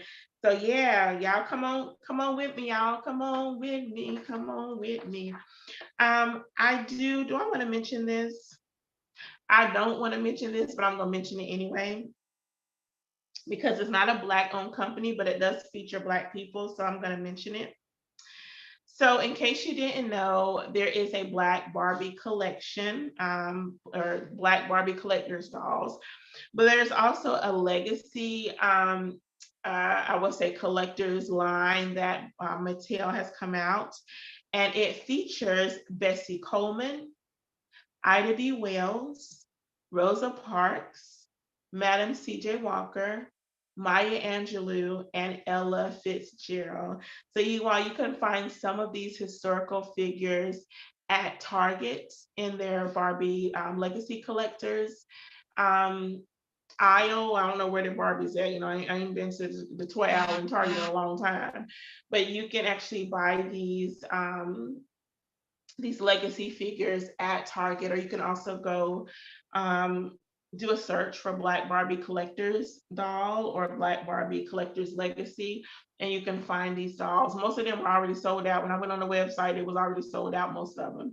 So I don't know if they're going to get a new shipment of the dolls in, or if once they're gone, they're gone. I didn't research that. But if you're interested in getting one of those dolls, then feel free to look it up, and you might just, you have a collector's item for future to come, futures generations, future to come. All right, the last Black history individual that I would like to share with us is Marian Croak, Croak. Miss Marian is a band member, Jama, hear me. She is a scientist. I'm sorry, she's an inventor. I'm thinking she's a scientist too because of all of her creations, but she's an inventor creations. Miss Marian, you all, has over 200 patents. Did y'all hear what I said? This lady, Miss Marian, has over 200 patents. Y'all, Miss Marian's still living today. She was born in 55, and she is still alive and well with us today. She actually is responsible. Y'all know the VoIP, the voice over internet protocols. She is known for establishing this particular VoIP system where you can make like phone calls using the internet instead of using a physical phone. She is responsible for that, y'all. Yes, yes, Miss Marian. And so she I don't know if she's still working for AT&T Bell Laboratories. Nope, she's not. Actually, I know where she's working now. So in 82, Miss Marian, she joined AT&T Bell Laboratories. She served as their voice and data communication, or she served in various positions in their voice and data communications department for over 30 years. She actually developed, she felt compelled to develop new technology to kind of, the internet was alive and well then, so she wanted to develop some technologies to kind of coincide with the internet, and that's exactly what she did. So you look, y'all, I'm gonna read a few. I'm gonna read a few of the patents. Like, it was over 200, so I only wrote down 7 of the 200 because we couldn't go through all 200. But before I tell you that,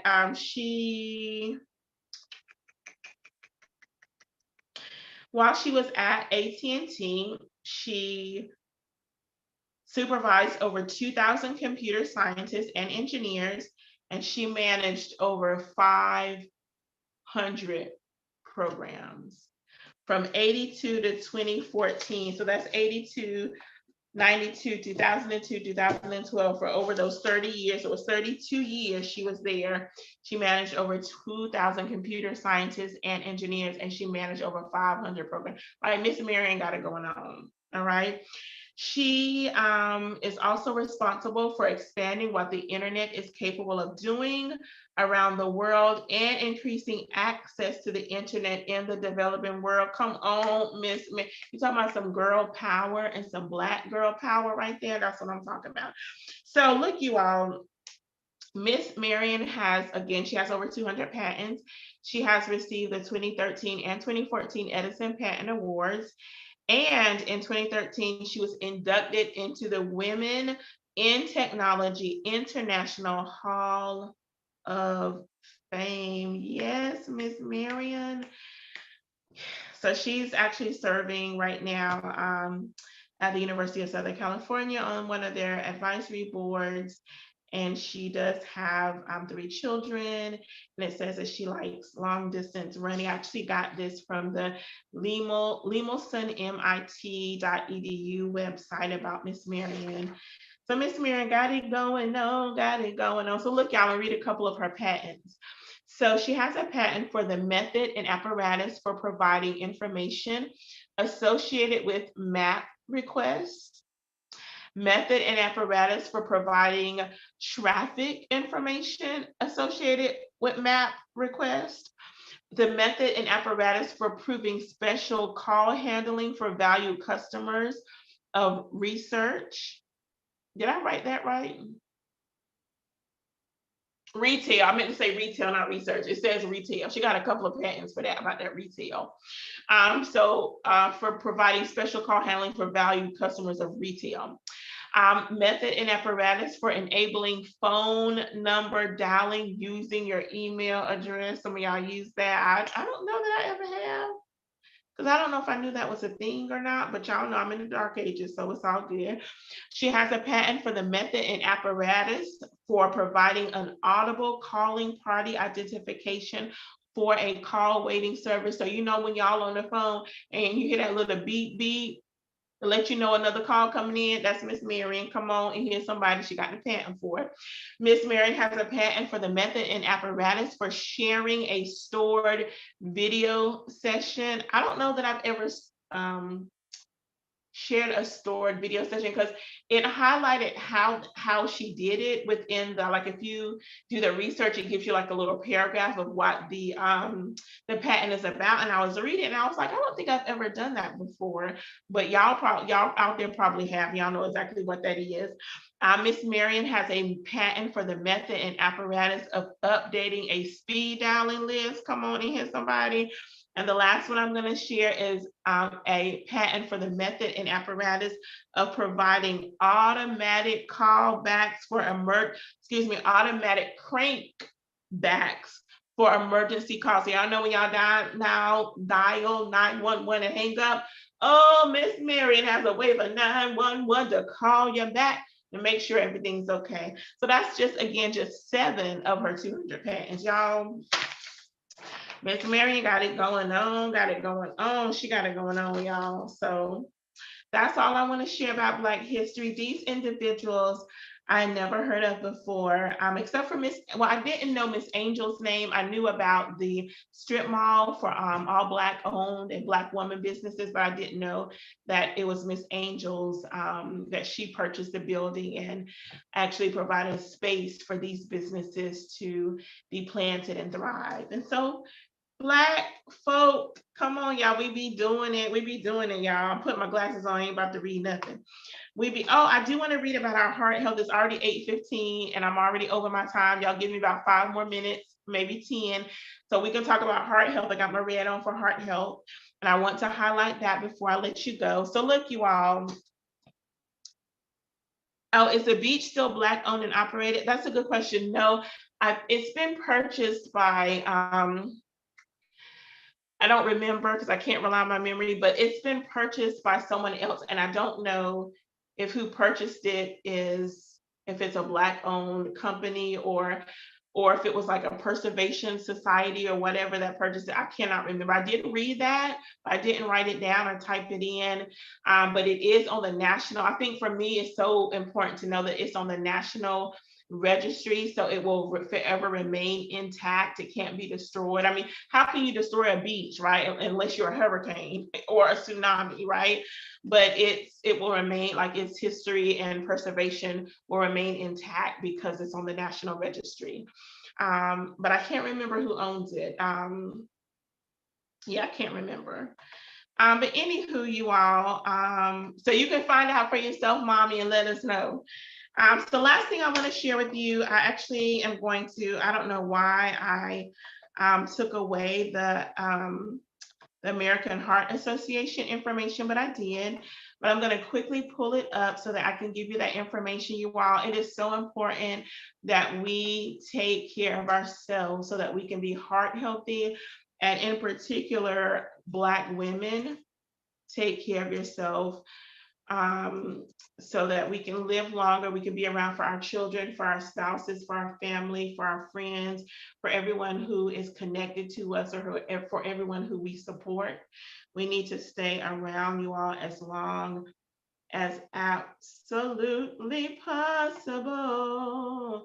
So look, when I did this research the other time, it didn't give me all this information. I went on the CDC, you all, and for me, it's so hard navigating the CDC website sometimes, even when I'm looking up like health information.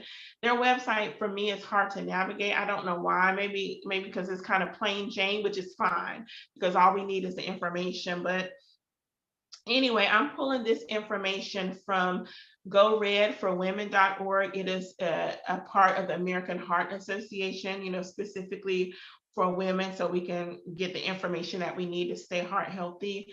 So I want to know there are 10 facts that we need to know as women about cardiovascular disease. Before we get there, you all, heart disease is the #1 killer of women. Did y'all hear what I said? Cardiovascular or heart disease is the #1 killer of women.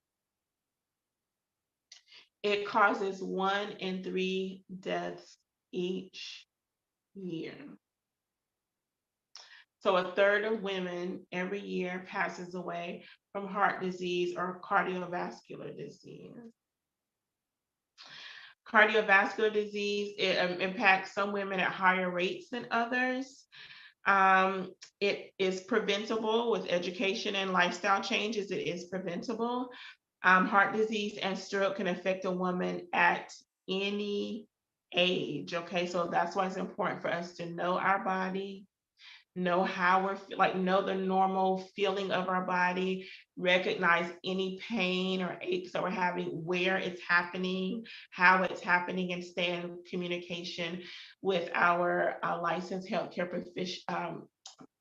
physician or our healthcare provider so that they will know how to support us if we're having some, heart concerns. So there are 10 facts that you all need to know. I think I'm only going to share a few of these because of the lateness of the hour. But I do want to share a few things, and I'll add the link to the description so that you can read all of this information for yourself. So I'm reading straight from the website. Cardiovascular disease kills more women than all forms of cancer combined. Only 44% of women recognize that cardiovascular disease is their greatest health threat. Only 44% of us. Among females 20 years and older, nearly 45% of us are living with some form of cardiovascular disease. Less than 50% of women entering pregnancy in the United States have good heart health. Cardiovascular disease is the #1 killer of new moms, y'all, new moms. And Black women have some of the highest rate of maternal mortality rates, y'all. We have some of the highest some of the highest maternal mortality rates. That means we are more likely to die in childbirth than other women.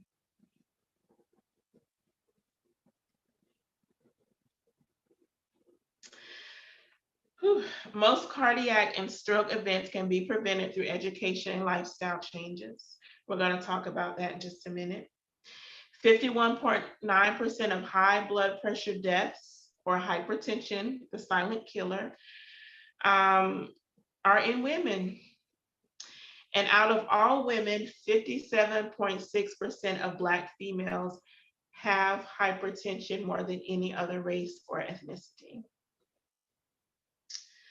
Women are often less likely to receive bystander CPR because rescuers often fear accusations of inappropriate touching, because or sexual assault or injuring the victim. So our heart is right here. Y'all know our breast is right here. So we're less likely to get the CPR because men don't want to be touching on us, and we claim sexual assault or inappropriate touch or anything. But y'all touch what you got to touch. It's okay. If y'all trying to save my life, please save my life. Like, don't save my life. Don't be broken, but just but I can understand that, because we don't know what women have been through, if they've been through abusive relationships or other sexual assault, and it could be a traumatic experience for them. But in my mind, if I'm having a health crisis and CPR can save me, I prefer that you perform the CPR on me. I ain't worried about the touches. Like, this is the body God gave us. We got breasts, we got hips, it's part of child rearing, but I do respect that and understand that. But prayerfully, women's lives can be saved, but wow, y'all, that's huge. Women are often less likely to receive bystander CPR. Like, wow, I didn't know that. Women continue to be underrepresented in science, technology, engineering, and math fields, which are the STEM fields, as well as in research. Women occupy nearly half of all jobs, but only 25% of those jobs are in the STEM fields. And 38% of participants in clinical cardiovascular trials are women. So it seems like we need to get into some more, or sign up for more, or sign up for a clinical trial so that there's more research about us. Okay. That's, you can do that if you want to. I'm not, I have my concerns about clinical trials too. So I get it.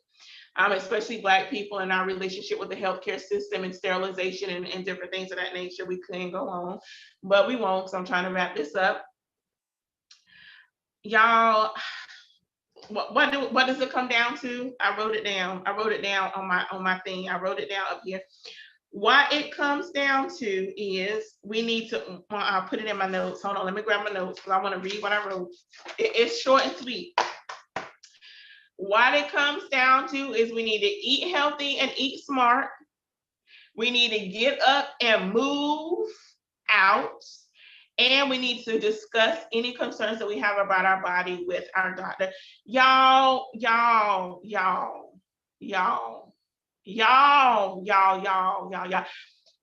we gotta exercise. I get it. I get it because I just I wanted to say in Monday, just in January, started exercising again regularly. I have not exercised regularly since like 2006, 2007. Yes, I said 2006, 2007, maybe even before then. Yes, y'all, even before then. Yeah, maybe around 2005, 2006, 2007. Yeah, maybe it has been that long. So almost 2015. Top 5 is 2015, 2017. So yeah, it's been over 10 years, 12, 13 years since I have exercised regularly. And I feel it with the weight, and I have felt it in my energy level. I have felt it because my blood pressure has gotten higher than it should be. But you all, it has been such a blessing. I told you at the beginning of the broadcast, I work out 3 times a week with my fitness instructor. I try to work out at least 10 minutes on the nights that I don't work out with her.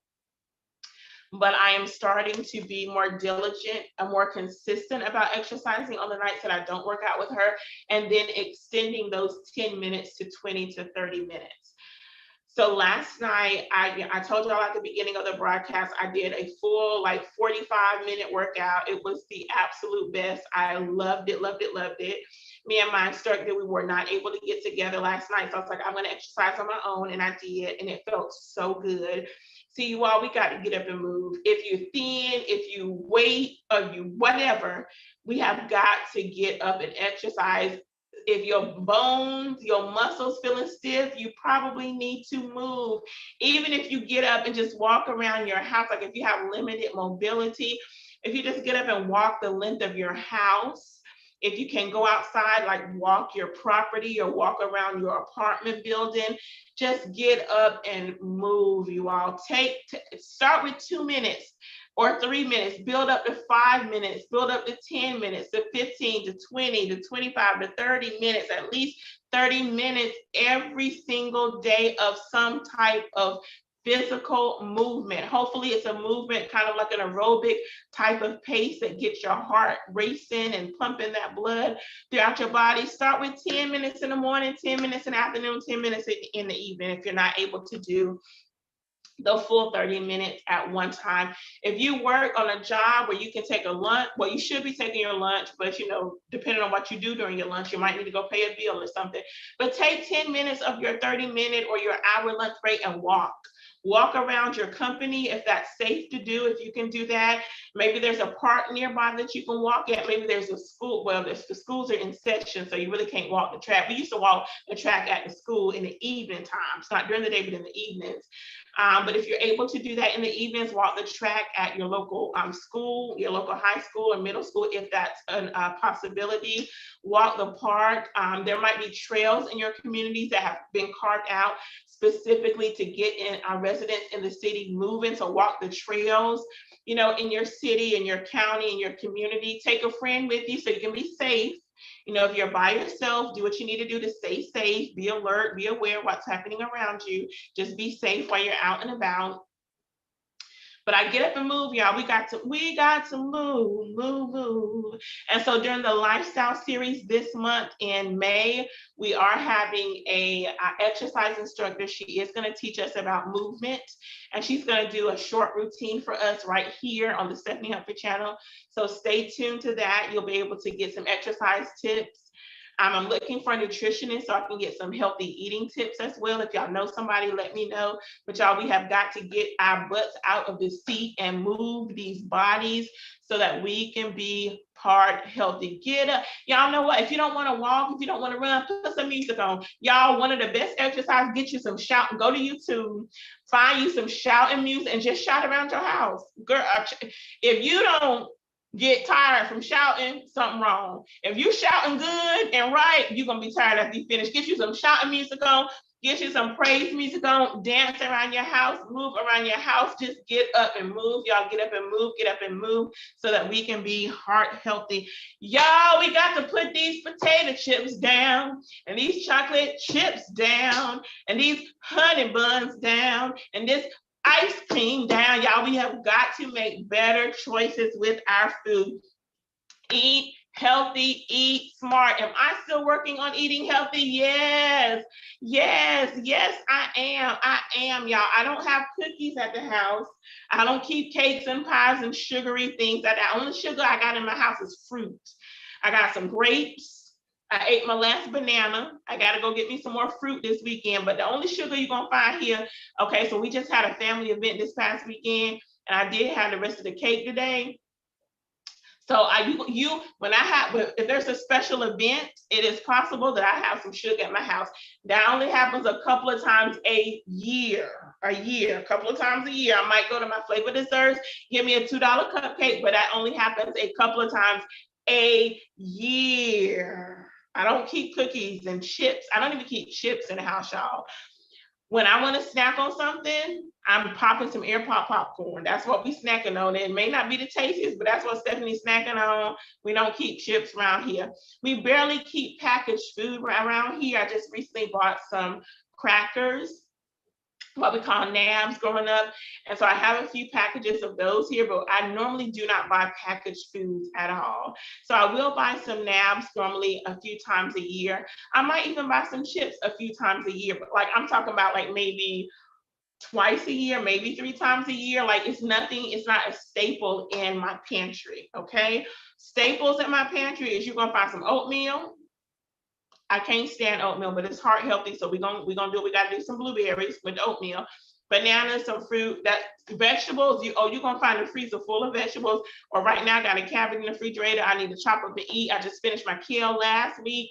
So you're gonna find some fresh fruits and some fresh vegetables around up in here. Right now, all my meat is in the freezer because I have some events coming up. So I recently, over the last few weeks, I've been buying some meat so that I can be ready for my family events that are coming up. So I'll be cooking some meat for them. But like today, did I have some meat today? I did have a little bit of meat. I had less than, because you're only supposed to eat meat based on your outward hand portion size. I had less than this much of meat all day today because I had no meat for lunch. I ate a little bit of meat for dinner. So what I've decided to do is to cut out at least 1 meat per meal. And sometimes I'm able to cut out 2 meats per meal because I do try to eat breakfast, lunch, and dinner. And some snacks in between is usually my fruit. Like I'll take a bag of grapes or blueberries to work, or my bananas to work. And so we got to eat healthier. Meal prep is the best thing in the world. Meal prep on a Sunday for a couple of days. And then maybe meal prep again on Wednesday for the rest of the week. Meal prep is such a huge help when you're eating healthy, when you're eating smarter. Cut you up some, get you some lettuce and tomatoes and eggs, cucumbers, carrots, whatever you like eating your salad. Meal prep that salad. I made some really colorful. Y'all know how the chefs do the salads real fancy. You got your red, your lettuce over here, and your tomatoes. So I did that for about 2 weeks. Meal prepping, just straight salad. and I would eat like some grilled chicken for one day and no grilled chicken the next day and salad. So just meal prep. Cut out the salt. You take the salt out of the house. If you have to have salt, get you some like pink Himalayan salt or some, what do I keep in here? Do I have salt? I don't cook with salt, but I think I keep salt here to like clean my chicken and stuff because I still soak my chicken. I think it's sea salt. I think I have sea salt up there, but I do not cook with salt. The only salt I'm going to get is if I'm like eating, like I put some fries in the air fryer and I'm eating some ketchup, salt is in the ketchup, but I absolutely do not cook with salt. So low sodium foods, you all, no salt cooking if you can stand that. Low sodium snacks or no salt snacks. Y'all, I found these cauliflower stalks. So they're called cauliflower stalks. I got them from Sam's. Didn't know, I was in there one day and it was this huge big bag of cauliflower stalks for like $4.98. I think they were on like a special. So I was like, let me try. I got 2 bags. I keep them at work. I don't even have them here. So I was like, let me try these. They are pretty good. Another packaged food, right? They are pretty good. And I gave them I always introduce cauliflower to my coworkers. So I made some cauliflower rice and I took it, I had a bag of it, I think, and I took it to my coworkers. I'm like, look, I got some spoons. I was like, look, y'all, have y'all had some cauliflower rice? So I got them to try it and they said it was good. I don't know if they've eaten any since then. So I had the cauliflower stalks. I was like, y'all, I got some cauliflower stalks, who wants some? And so it has they're crunchy. They actually look like a little stalk and they're crunchy. And they have a really nice texture and flavor to them. So most of my coworkers said that they really liked them, that they were good. Will they ever eat them? I mean, I don't know. It's fine. But I like to try new things, especially new healthy things.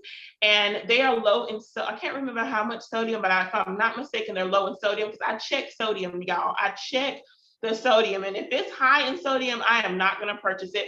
So you all, salt equals sodium. So make sure if you are buying snacks that they're healthy snacks, low in fat, low in sodium snacks, because that sodium is what keeps the blood pressure up. So be mindful about what you're eating. Get rid of the fried chicken, or I ain't gonna say get rid of, I'm not gonna say get rid of, because I had me 2 wings, fried chicken wings on Saturday with my vegetables. Limit your fried food cooking. Get you an air fryer, or another way to air frying is the only way I know to cook, and still have that crispy fried texture. But limit your frying. Try to do baked or roasted or boiled if you can. I actually boiled some chicken. I boiled my chicken wings for the Super Bowl. I boiled them first, and then I made some barbecue sauce and I put them in the oven, put the barbecue sauce on them. Them things were so good, but I didn't want them to take so long because I was just cooking them the day of. I didn't want them to take so long, so I ended up boiling them. I have eaten boiled chicken before as a meal, like just boiling some chicken and adding some vegetables. Y'all, do what you got to do to eat healthy. If you cannot eliminate meats, just adjust how you're cooking your meats, okay? Low sodium or no sodium, low fat or no fat.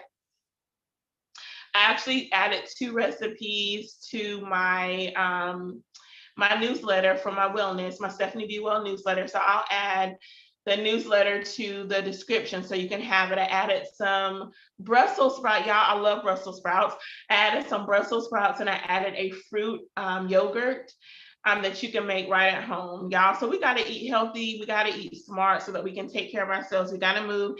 And once again, discuss any pains, any concerns that you're having with your healthcare professional. If you have a persistent chest pain, like you might want to call 911, because, could be stroke, it could be a heart attack, but if you're feeling any kind of pain in this area and it's like a persistent, it may not be the signs of a stroke or a heart attack.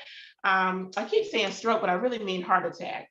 If it's not signs of a heart attack, but it's something persistent, discomfort or whatever, call 911 or at least talk to your healthcare professional. Like if it's a pain for a moment and then it goes away and maybe 3 weeks or 2 weeks later it comes back, you need to talk to your healthcare professional because there could be something going on that you don't know about.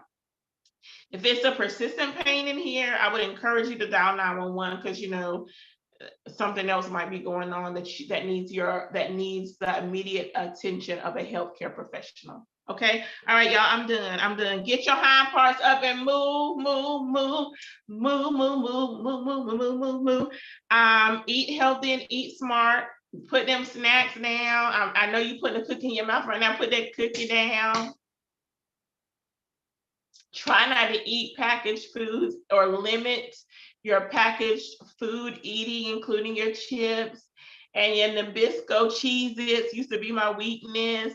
I used to love me some Cheez-Its, y'all. All that little salt right there on the Cheez-It, and I'm still consuming them. Y'all, let me stop. It's time for me to go. It's about 9 o'clock. I have never been this long, y'all. So if you're still on, thank you for sticking on with me, you all. Let's be heart healthy, y'all.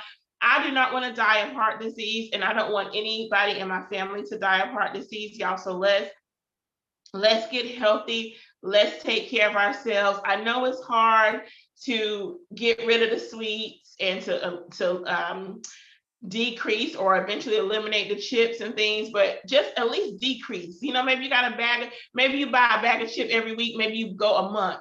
And then maybe you go once every 3 months, you'll have a bag of chips, or once every 6 months, you know, because we don't want to go crazy, but we definitely want to be healthy. Let me put my glasses on for this one. All right. All right, so last thing that I want to share with you is that we are still in our lifestyle series. So next month on March 9th, Evangelist Sabrina Amerson, she's going to talk to us about our mental health right here on the Stephanie Humphrey channel. You do not want to miss it, okay? Our mental health, and she will be available for you to ask any questions you might have about your mental health or mental health of a family friend, a loved one, a coworker that you may want to support or help. She will be available for that, okay? We're still in Book of the Month. So look, I got my little note here. That's my Metaverse note. I put it on my book. You can still get Our Arranged Marriage for 40% off. The sale will go off on the 28th. So it's still available. This is Be Free Ministries, but Determined Publishing Company's 15th year in business. And so we're celebrating with the Book of the Month every single month. So 40% off is Our Arranged Marriage. It is the story of Thomas and Grace. They are attached through an arranged marriage. News from the grave. You're gonna have to read it to understand what I mean, and it is really good. You know, I never told my readers the time period that this is set in, but I'm hoping by the language that everybody who has read this book or would read this book would understand. Even though it has a modern picture in the front, it's really set in a different time frame. And I recognize that I never established that as a part of the book, like as a part of the description. But I think everybody who's read it understands that. Maybe I need to change it, who knows. My latest book is a trilogy, a long time coming, books 1, 2, and 3. This is my first and probably only trilogy. It is about Veronica. I just talked about Grace and Thomas. Veronica Bailey, she is just graduating from high school and early college, and it takes you on a journey in her life. Oh my goodness, it's a really good book. Book 1 is a journey of life. Book 2, a journey of love. Book 3, a journey home, you all. Oh, it's messy. This book is messy, but it turns out well. It turns out good, if I do say so myself. So go ahead and pick you up a copy of A Long Time Coming on my website at determinedpublishing.com. Okay, you all, I am done for real. Thank you so much for joining me tonight for Sip and Say with Stephanie. I will see you next Thursday. Actually, next Thursday will be March 2nd, I believe. The 27th is on a Monday, the 28th. Yes, it'll be March 2nd. And so I'm excited to bring Bible study to you on March 2nd. We'll be in the Old Testament and the New Testament. Then we'll have our guests. And then, of course, we'll be back to Sip and Say what's up. Y'all, I want to take a vacation. Y'all, I had a dream. Anyway, I kind of want to go on vacation. And I know exactly where I want to go. So we'll see. I don't know if I'm going to keep y'all posted, if I'm going to just go. We'll see what happens. But I have a mind to take me a spring vacation, and I just might do it. But I'm going to let y'all go. Oh, before I let y'all go, look, before I let go, hold on, let me take a sip. I wanted to let you all know that, of course, this is Black History Month, and I encourage you to support a Black business for these last few days that we have in September. Y'all know I had to get my Flawless Natural Soaps order in. So this is my lavender body oil. Y'all can see I've already been using. I think I've had this for about 2 weeks. So this is my so this time I actually coupled it with the lavender, the restored moisturizer.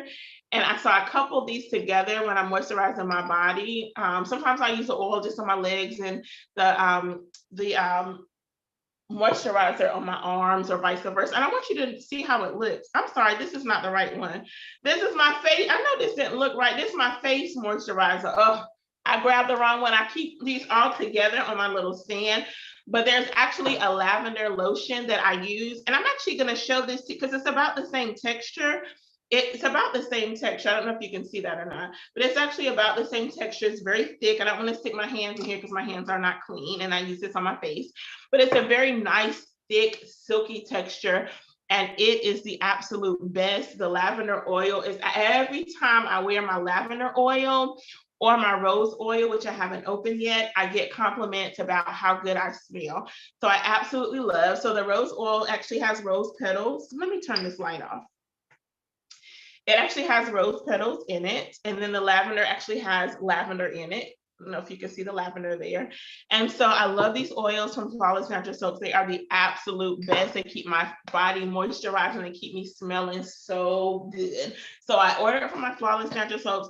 I can't remember if I ordered the end of January or the beginning of February, but I'm gonna say it was for Black History Month. And I got my box in today, you all, for my browndages. I have already showed you all the browndages, but I ordered some bandages for my nieces and nephews because I never did get, I think I gave only a couple of them some browndages.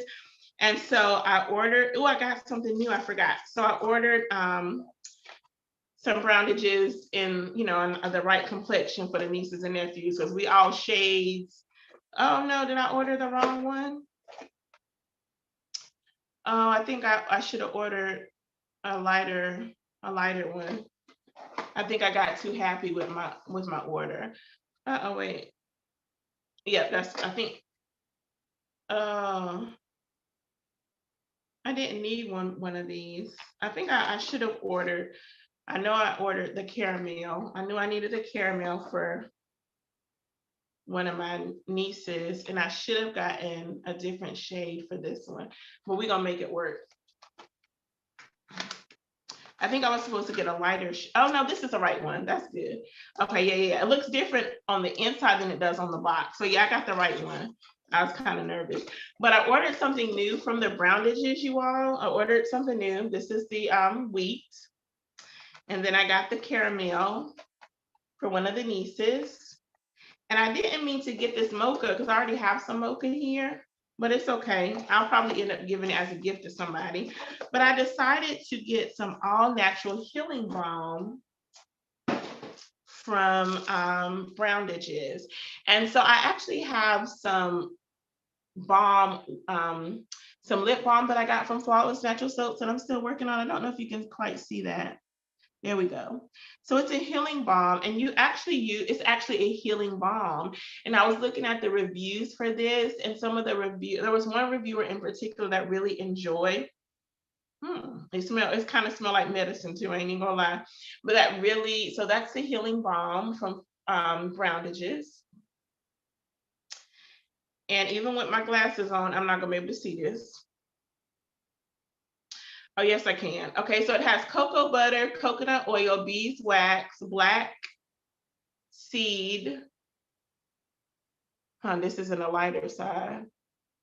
And I can't see the rest of this because it's on the lighter side of the container. But if you go on their website, which I'll put their link in the chat, you can see. I do remember reading what was in here, and I'm kind of excited to use this. One of the reviewers said she actually uses it as a lip balm. So I might try it as a lip balm and just see how it does. But I actually got 2 of them. So I'm gonna keep one on the job and I'm gonna keep one here at the house. Because sometimes y'all know how we're not supposed to like pick the skin off of our nails, but sometimes we don't have nail clippers right then. And so sometimes I do that, like when I'm sitting at work. And so it would be helpful to have that, because I'm touching this right now because I just did this like a couple of days ago. And I'm just curious to know how it would bring forth healing to that. And sometimes I get paper cuts. I don't get them often, but every now and then I'll get a paper cut. And I'm curious to see how the healing balm will work. And y'all, my coworkers know that I keep browndages. I keep a box at my desk. So I had this coworker, she had got a cut on her hand. She was like, Stephanie, I need a brownage. And I was like, girl, I need to get you a pack for yourself. But I gave her a couple of them, because after we wash our hands and stuff. And so they know I keep there. I'm, black on all the way up to here. So they know I got my browndages at the desk. So, and she specifically said, Stephanie, I need a brownage.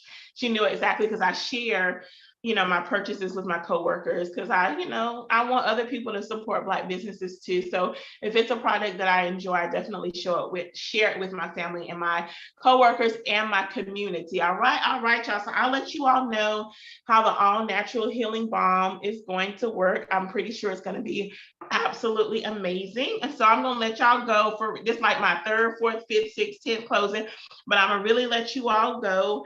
Thank you so much for joining me. I pray that you have a wonderful, peaceful, amazing night, a restful sleep, and a wonderful, wonderful weekend.